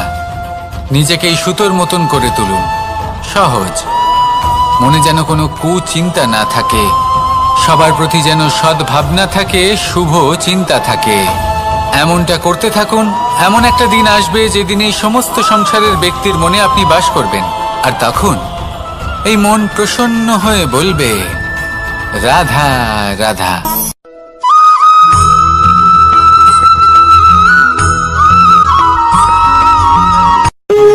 যখন মানুষের মৃত্যু হয় তখন কি হয়? অনেক সংখ্যক মানুষ শোক পালন করতে চলে আসেন। যে ব্যক্তি মৃত্যু লাভ করেছেন, তার অনেক বস্তু থাকে যেগুলো তার প্রিয়, যেগুলো তিনি ব্যবহার করেছেন। তার শয্যা, তার বস্ত্র, তার আভূষণ, সবকিছু তার থেকে বিচ্ছিন্ন করা হয়। এবং খালি হাতে তাকে শ্মশানের উদ্দেশ্যে রওনা করা হয়। আমি আপনাকে এই প্রশ্ন করতে চাই, আপনি এই সংসারে কি অর্জন করেছেন? ধন সম্পত্তি, বস্ত্র, আভূষণ, এই সবকিছু যে আপনি অর্জন করেছেন, আপনার মৃত্যুর পরে তা আপনার থেকে দূর হয়ে যাবে। এর উত্তর হলো একটাই, আপনার কর্ম। শুধু সেটাই আছে যা একান্ত আপনার, আর শুধু সেটাই এই সংসার থেকে চলে যাওয়ার পরেও সংসারেই জীবিত থাকবে।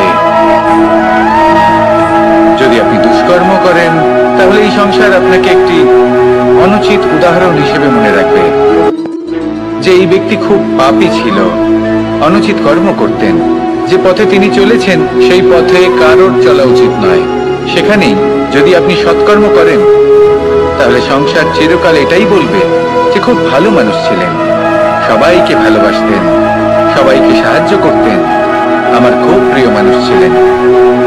এটাই হলো শ্রেষ্ঠ কর্ম। সেই জন্য জীবনে শুধুমাত্র ধন সম্পত্তি, আভূষণ এই সব অর্জন করতে গিয়ে নিজের মনোনিবেশ করবেন না। শ্রেষ্ঠ কর্ম করুন। সংসার থেকে চলে যাওয়ার পরেও এই কর্মই এই সংসারে আপনাকে জীবিত রাখবে। আসুন আমার সাথে ভালোবেসে বলুন, রাধা রাধা।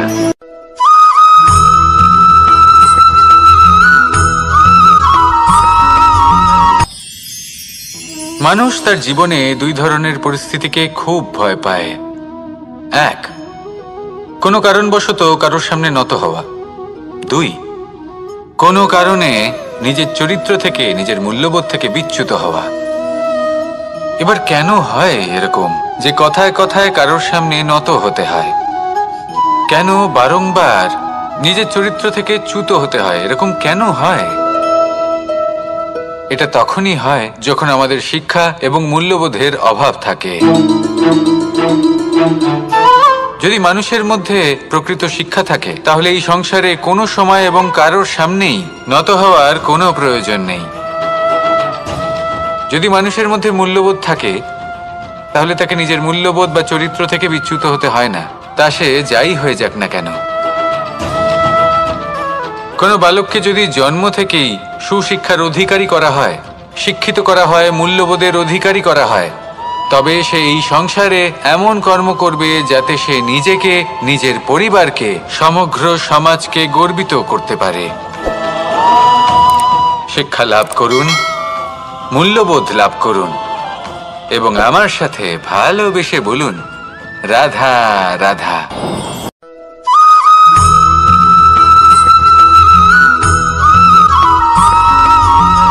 কথায় আছে যে এমন কোনো অক্ষর নেই যার দ্বারা কোনো মন্ত্র হয় না, এমন কোনো বনস্পতি নেই যা নিজেই একটা ঔষধি নয়, পৃথিবীর এমন কোনো ব্যক্তি নেই যার মধ্যে কোনো যোগ্যতা থাকে না।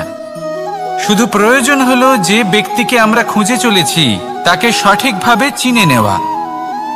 যদি তার যোগ্যতা, তার বিশেষত্ব আমরা বুঝতেই না পারি, তাহলে আর লাভ কি রইল? এই সংসারে এমন অনেক ব্যক্তি রয়েছেন যারা ছোট ছোট অসফলতার কারণে আপনাকে এটা বলে দেবে যে আপনি কোনো কাজের নন, আপনি হলেন মূর্খ, আপনি কিছুই করতে পারবেন না। এইসব কথায় কখনোই বিশ্বাস করবেন না, কারণ আপনি এবং প্রত্যেকটি জীব এই পরমাত্মা এবং এই প্রকৃতির সৃষ্টি, যা অত্যন্ত বিশেষ। যদি আপনাকে উদাহরণ দিই, তাহলে একদিকে আছে তরোয়াল, একটা বড় লম্বা তরোয়াল যার দ্বারা যুদ্ধ করা যায়, জয়লাভ করা যায়, আর অন্যদিকে রয়েছে একটা ছোট্ট সূচ। কিন্তু যে কাজ একটা ছোট্ট সূচ করতে পারে তা একটা তরোয়াল দ্বারা সম্ভব নয়। এর অর্থ হলো এটাই যে প্রত্যেকটা রচনা অত্যন্ত অমূল্য এবং অত্যন্ত বিশেষ হয়। তাহলে বিশ্বাস রাখুন যে আপনি অত্যন্ত বিশেষ একজন, আর প্রেমের সাথে বলুন, রাধা রাধা।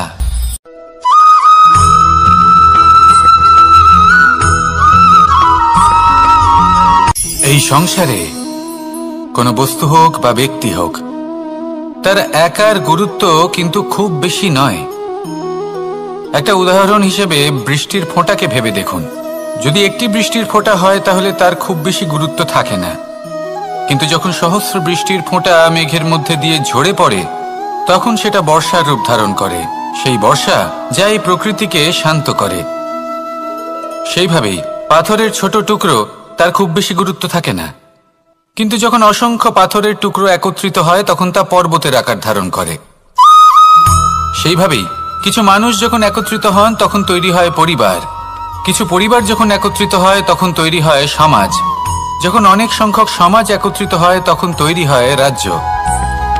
এবার এই রাজ্যের সবথেকে গুরুত্বপূর্ণ ব্যক্তি হতে পারেন রাজা, কিন্তু তাও সেই রাজা একা কিছু করতে পারেন না।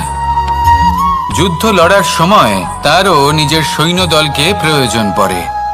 কিন্তু এই সংসারে এমন একজন ব্যক্তি আছেন যিনি একাই সব কাজ করতে থাকেন, এবং সেই ব্যক্তি হলেন মা। আমাদের জীবনে একজন পিতার ভূমিকা কিন্তু নিঃসন্দেহে অমূল্য, কিন্তু আমাদের সকলের জীবনে যে ভূমিকা একজন মায়ের তা অন্য কারোর থাকে না। একজন মা একাই সন্তানকে বড় করতে পারেন, সংস্কারী করে তুলতে পারেন, তার জন্য পরিশ্রম করেন। আর এত কিছু কাজ করার পরেও তার কাজের জন্য তিনি প্রশংসা অবশ্য পান না। উল্টে যদি সেই সন্তান অনুচিত পথে চালিত হয়, অনুচিত কর্ম করে, তখন সেই মাকেই অপবাদের পাত্র হয়ে উঠতে হয়। আমাদের জীবনে মায়ের যোগদান কতটা সেটা বুঝুন। আপনাকে বড় করে তোলার জন্য উনি কতটা পরিশ্রম করেছেন সেটা বুঝুন। আজ থেকে, এখন থেকে, এই মুহূর্ত থেকে মাকে সম্মান করতে শিখুন। যখন সময় পাবেন, যখন সুযোগ হবে, তখন তার প্রশংসা করুন, ওনারও ভালো লাগবে। আর মায়ের এই মমতার জন্য, তার এই ভূমিকার জন্য আসুন সবাই মিলে আমরা তাকে প্রণাম করি, আর সকলে মিলে ভালোবেসে বলি রাধা রাধা।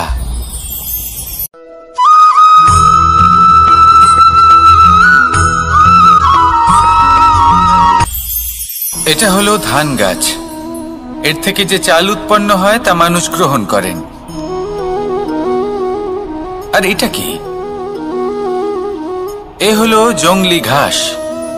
একবার ভেবে দেখুন, যদি এই জংলি ঘাস ধান গাছের আশেপাশে থাকে তাহলে কি হবে? ধান উৎপন্ন হতে পারবে? তা উৎকৃষ্ট হতে পারবে? আমরা কি তা গ্রহণ করতে পারবো? কখনোই নয়। এই জংলি ঘাস ধানকে নষ্ট করে দেবে, কিন্তু নিজে জীবিত থাকবে। এটাই হলো আজকের শিক্ষা। এই সংসারে যদি আপনি নীতির পথে চলতে চান, উচিত কর্ম করতে চান, সংসারকে সেবা করতে চান, তাহলে জংলি ঘাসের মতো ব্যক্তিদের থেকে সবসময় দূরে থাকতে হবে। সেই ব্যক্তি যারা দুর্নীতি এবং মিথ্যা দ্বারা পরিপূর্ণ, যাদের ব্যবহার অশুভ, যাদের অনেক অশুভ গুণ রয়েছে, তারা সঠিক নয়।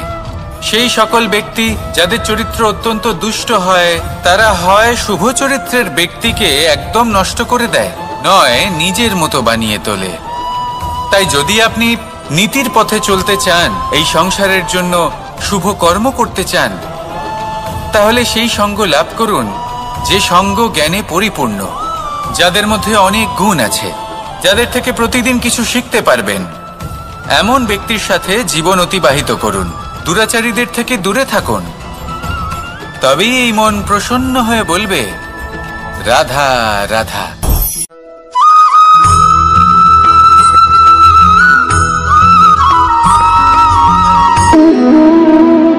সম্পর্ক হলো আমাদের জীবনের একটি আধার। কিছু সম্পর্ক এমন যে আমরা জন্মসূত্রে লাভ করি, যেমন পরিবার, মা, বাবা। কিছু সম্পর্ক আছে যে আমরা জীবনে অর্জন করে থাকি, তা সে প্রেমের হোক, স্নেহের হোক বা বন্ধুত্বের। এই সকল সম্পর্ক লাভ করার বা গড়ে তোলার 5টি ধাপ রয়েছে। প্রথম ধাপ, কোনো ব্যক্তির সাথে আলাপ হওয়া, তার সাথে কথা বলা বা তাকে দেখা। দ্বিতীয় ধাপ, সে ব্যক্তিকে আমাদের ভালো লাগা। তৃতীয় ধাপ,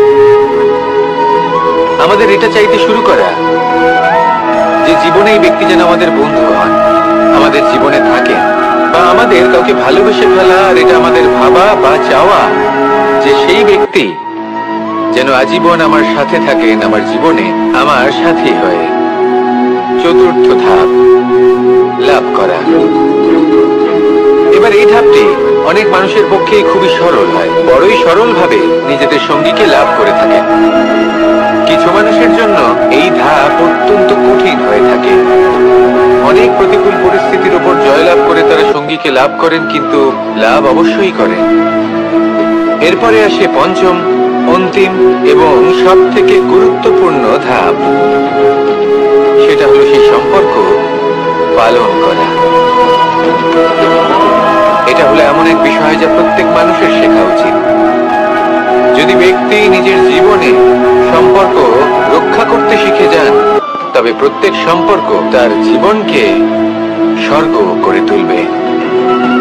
আসুন আর আমার সাথে ভালোবেসে বলুন, রাধা রাধা।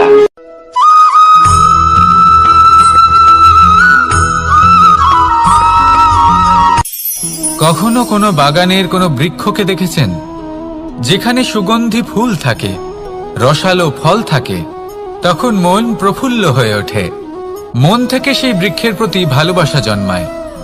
কিন্তু যিনি বাগানের মালিক, শুধুমাত্র তিনিই জানেন যে কিভাবে এই বৃক্ষকে আগলে রাখতে হয়, কিভাবে তার পরিচর্যা করলে এতে সুন্দর সুগন্ধি ফুল হবে, রসালো ফল হবে।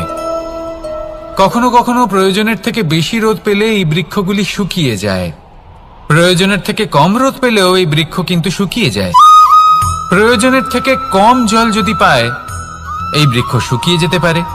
প্রয়োজনের থেকে অতিরিক্ত জল যদি পায়, তখনও এই বৃক্ষের শিকড়গুলি নষ্ট হয়ে যেতে পারে। এবার এটাই কিন্তু আমাদের সংসারের সাথেও হয়। আমাদের সংসারের সকল প্রতিভাশালী ব্যক্তি, যেমন লেখক, বিচারক, প্রবক্তা, যোদ্ধা, এদের সবার ক্ষেত্রে এই কথাটাই প্রযোজ্য। যদি বেশি প্রশংসা করা হয়, তাহলেও এরা হারিয়ে যাবেন। প্রয়োজনের থেকে বেশি যদি নিন্দা করা হয়, তখনও তারা নত হয়ে পড়বেন।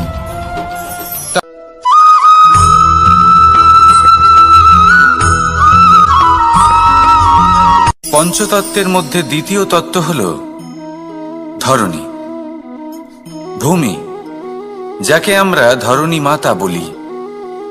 এই ধরণী ধৈর্য ধারণ করে, আর এর ওপরেই আমাদের সমগ্র সংসার নির্ভরশীল। কারণ এই ভূমি সহ্য ক্ষমতা রাখে, এর সহ্য ক্ষমতা হলো অপরিসীম। সন্তান যতই আঘাত প্রদান করুক না কেন, প্রেম পূর্বক সহ্য করে, আর তার বদলে অমূল্য রত্ন প্রদান করে। সন্তান যদি হাল চালায়, তাহলে তার বদলে তাকে অন্ন প্রদান করে। এটাই হলো ধরণী। এবার এর থেকে আমরা কি শিক্ষা পেতে পারি? এটাই যে কারোর জন্য কিছু করা বা কাউকে কিছু দেওয়া মনে কোনো কামনা ছাড়াই। আর এই কথাটা বুঝে যান, যদি কারোর জন্য কামনা না রেখে বা কোনো পাওয়ার আশা না রেখে কারোর জন্য কিছু করেন বা কারোকে কিছু দেন, যদি এটা আপনি শিখতে পারেন, তবে আপনি ভালোবাসতে শিখে গেছেন। আর সেই জন্যই এই ধরিত্রীকে মাতা বলা হয়। কারণ মাতা শুধু উনি নন যিনি গর্ভে সন্তানকে ধারণ করেন, মাতা তো উনিও যিনি জীবন বাঁচতে শেখান, যিনি জীবন বাঁচার উদাহরণ প্রদান করেন। তাহলে ধরণীর থেকে এই নিঃস্বার্থ ভাব শিখুন, নিঃস্বার্থ ভালোবাসা শিখুন, আর এই ভালোবাসার সাথেই বলুন, রাধা রাধা।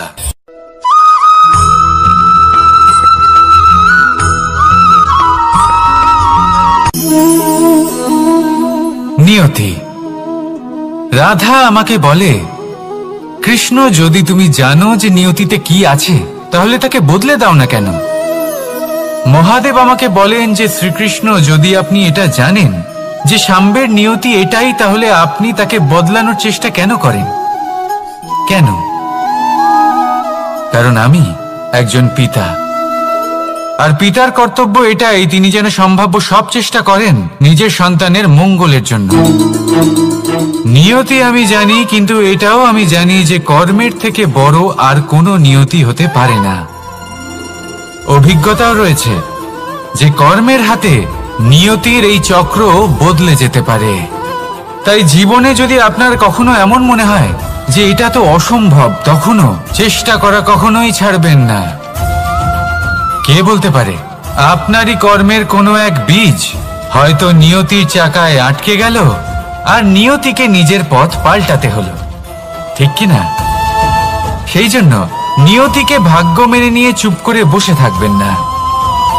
নিজের নিয়তি স্বয়ং নিজের কর্মের দ্বারা নির্ধারিত করুন, কারণ আপনার এই কর্মের ওপরেই আপনার অধিকার রয়েছে। আর এই অধিকারকে নিয়তি অনেক সময় সম্মানও করে। তাহলে আসুন আর আমার সাথে ভালোবেসে বলুন, রাধা রাধা।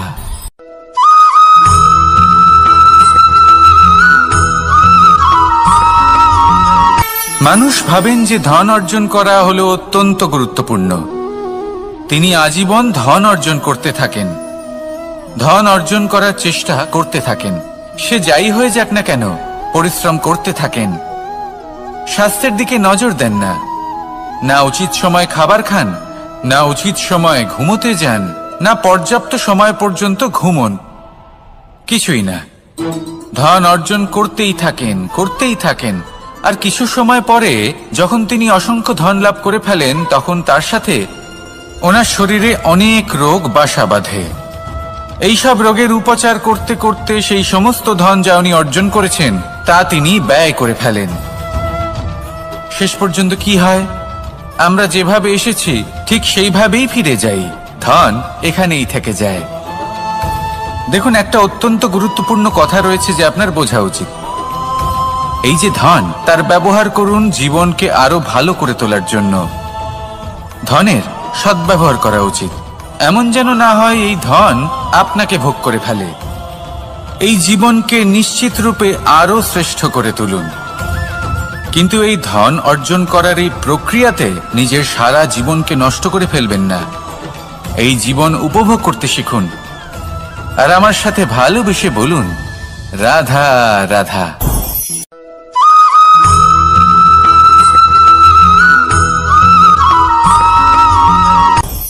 আপনি কখনো পর্বতের শিখরে উঠেছেন? আপনি দেখতে পাবেন পর্বতের পদতলে প্রচুর সুন্দর ফুল রয়েছে, সবুজ বনানী রয়েছে। যত আপনি ওপরে উঠতে থাকবেন তত ফুল কমতে থাকবে, সবুজ বনানী কমতে থাকবে। আরো কিছুটা ওপরে উঠলে কাঁটা জাতীয় গাছ দেখতে পাবেন, শুকনো গাছ দেখতে পাবেন। আরো যদি ওপরে ওঠেন তাহলে পাষাণ দেখতে পাবেন। আরো ওপরে উঠলে হিমখণ্ড দেখতে পাবেন। এই যে পর্বত, তা মনুষ্য জীবনের সব থেকে উত্তম উদাহরণ। মানুষ যখন সাফল্যের শিখরে পৌঁছতে চান, মহানুভবতার শিখরে পৌঁছতে চান, পথে যত আস্তে আস্তে উপরে উঠতে থাকেন ততই ভৌতিক বস্তু তার থেকে বিচ্ছিন্ন হতে থাকে। যদি তিনি সেই ভৌতিক বস্তুগুলি ত্যাগ না করতে পারেন তাহলে কখনোই সেই স্থানে পৌঁছতে পারবেন না। আর মানুষ যদি উচিত ত্যাগ করতে পারেন, পথে অগ্রসর হতে থাকেন, এগোতে থাকেন, তাহলে একদিন না একদিন তিনি মহানুভবতার, জ্ঞানের, সাফল্যের হিমের স্বাদ অবশ্যই লাভ করবেন। মনে রাখবেন, মানব জীবনে ত্যাগ হলো অত্যন্ত গুরুত্বপূর্ণ অংশ। আসুন আমার সাথে ভালোবেসে বলুন, রাধা রাধা।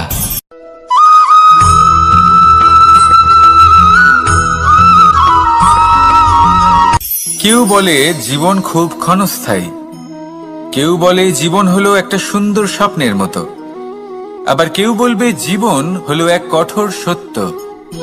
কিন্তু জীবন আসলে কি? জীবন হলো আপনারই প্রতিবিম্ব, একটা দর্পণ। অর্থাৎ আপনি জীবনকে সেইভাবেই পাবেন যেরকম আপনি নিজেকে প্রতিপন্ন করবেন। যদি আপনি দর্পণের দিকে তাকিয়ে হাসেন তাহলে আপনি সামনে হাসি মুখী দেখতে পাবেন। এবার যদি আপনি গম্ভীর হয়ে থাকেন তাহলে আপনি একজন রুষ্ট ব্যক্তি দেখতে পাবেন। শেষে সবথেকে বেশি গুরুত্বপূর্ণ হলো আপনার চেষ্টা। আপনাকে সবসময় চেষ্টা করতে হবে যাতে আপনি নিজেকে প্রসন্ন এবং ইতিবাচক মনোভাবে রাখেন। এটা হলো আপনারই উত্তরদায়িত্ব, তাকে পালন করুন। এই মনকে প্রসন্ন রাখুন, এই সংসারকে সুন্দর বলে মনে হবে।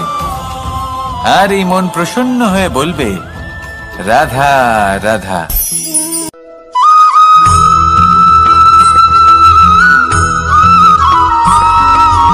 আমাদের শরীর প্রকৃতির সর্বশ্রেষ্ঠ রচনা। যে অঙ্গ প্রত্যঙ্গ আমরা লাভ করেছি, প্রত্যেকটির মধ্যে একটি নিজস্ব বার্তা রয়েছে। একটু ভেবে দেখুন, দুটি চোখ দিয়েছে দেখার জন্য, দুটি কান দিয়েছে শোনার জন্য, নাসিকাও আছে দুটি, দুটি হাত দিয়েছে দ্বিগুণ পরিশ্রম করার জন্য। কিন্তু জীব শুধুমাত্র একটি, তার উপরেও তীক্ষ্ণ বলিষ্ঠ দাঁত দিয়েছে তার রক্ষার জন্য। কখনো ভেবে দেখেছেন কেন?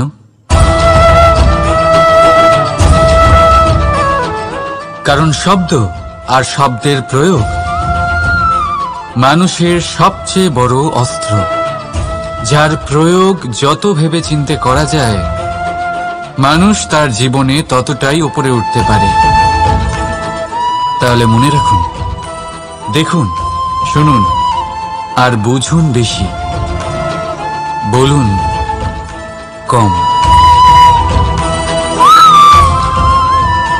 রাধা রাধা।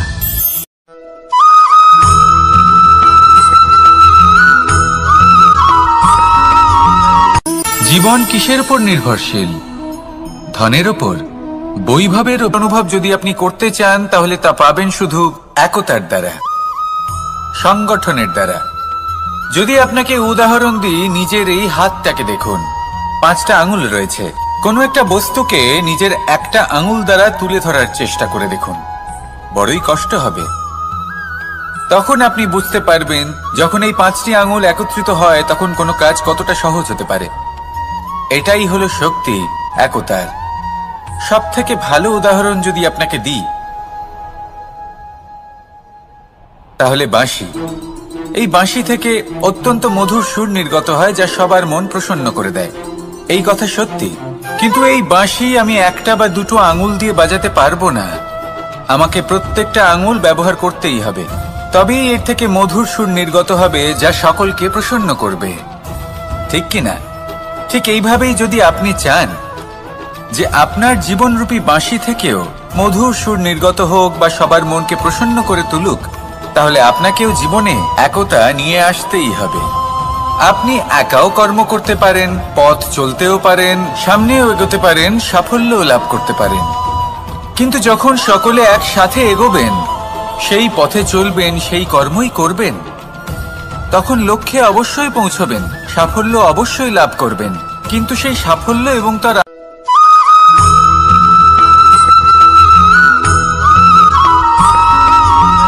এই সংসারে সব থেকে বেশি কোমল বস্তু হলো রেশম। এই রেশম এতটাই কোমল হয় যে এর পুরো একটা থান শুধুমাত্র একটা হাতে ধরা সম্ভব। কখনো ভেবে দেখেছেন এই রেশম কিভাবে হয়? একটি কীট তার লালার দ্বারা উৎপন্ন হয়। এই কীট সেই রেশমকে পাক দিতে থাকে, পাক দিতেই থাকে, আর আস্তে আস্তে তার মধ্যেই জড়িয়ে পড়ে। শেষে ওর এই সুন্দর অমূল্য সৃষ্টি রেশমের এই সুতো, তার নির্মাণ কার্য পূর্ণ হয়। কিন্তু তাতেই ও নিজে বন্দী হয়ে যায়। নিজেরই মায়াজালের এই বন্দী গৃহে নিজেই ফেঁসে যায়। এবার এই সুতোকে ব্যবহারযোগ্য করে তোলার জন্য এই কীটগুলিকে এই কবচের সাথেই ফুটন্ত জলে ফেলে দেওয়া হয়। এই সংসারে যদি আমাদের স্বপ্ন এই সংসারের দুঃখ হরণ করার জন্য, এই সংসারে সুখ বিতরণ করার জন্য হয়, তবেই আমাদের প্রগতি সম্ভব। যদি আমাদের এই স্বপ্ন শুধুই আমাদের এবং আমাদের স্বার্থ সিদ্ধির জন্য হয়, তাহলে এই স্বপ্ন আমাদের অন্ধ করে দেবে, আমাদের অন্ধকারের পথে নিয়ে যাবে, আর আমরাও সেই কীটের মতো হয়ে যাব। নিজেদেরই মায়াজালে আমরা নিজেই ফেঁসে যাব, আর শেষে আমরা যদি কিছু লাভ করি, তা হবে একাকিত্ব, অন্ধকারময় মৃত্যু। তাই স্বপ্ন অবশ্যই দেখুন, কিন্তু এমন ভাবে স্বপ্ন দেখবেন না যে তার এই বন্দিগৃহে আপনি নিজেই ফেঁসে গেলেন। স্বপ্ন দেখুন পরোপকারে।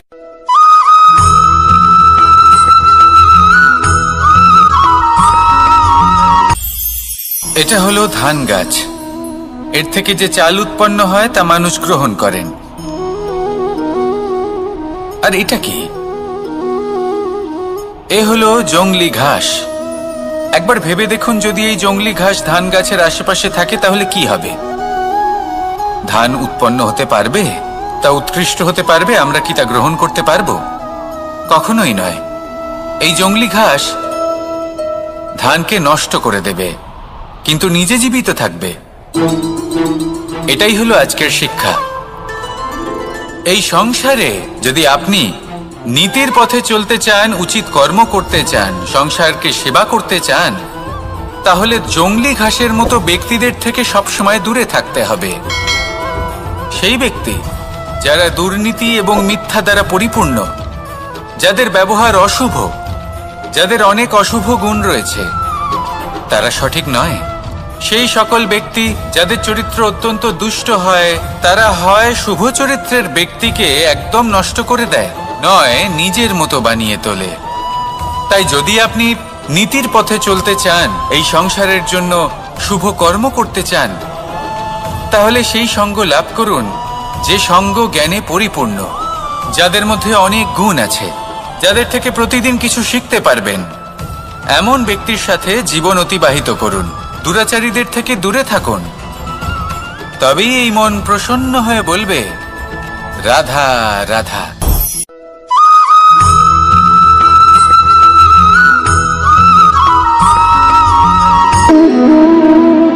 সম্পর্ক হলো আমাদের জীবনের একটি আধার। কিছু সম্পর্ক এমন যা আমরা জন্মসূত্রে লাভ করি, যেমন পরিবার, মা, বাবা। কিছু সম্পর্ক আছে যা আমরা জীবনে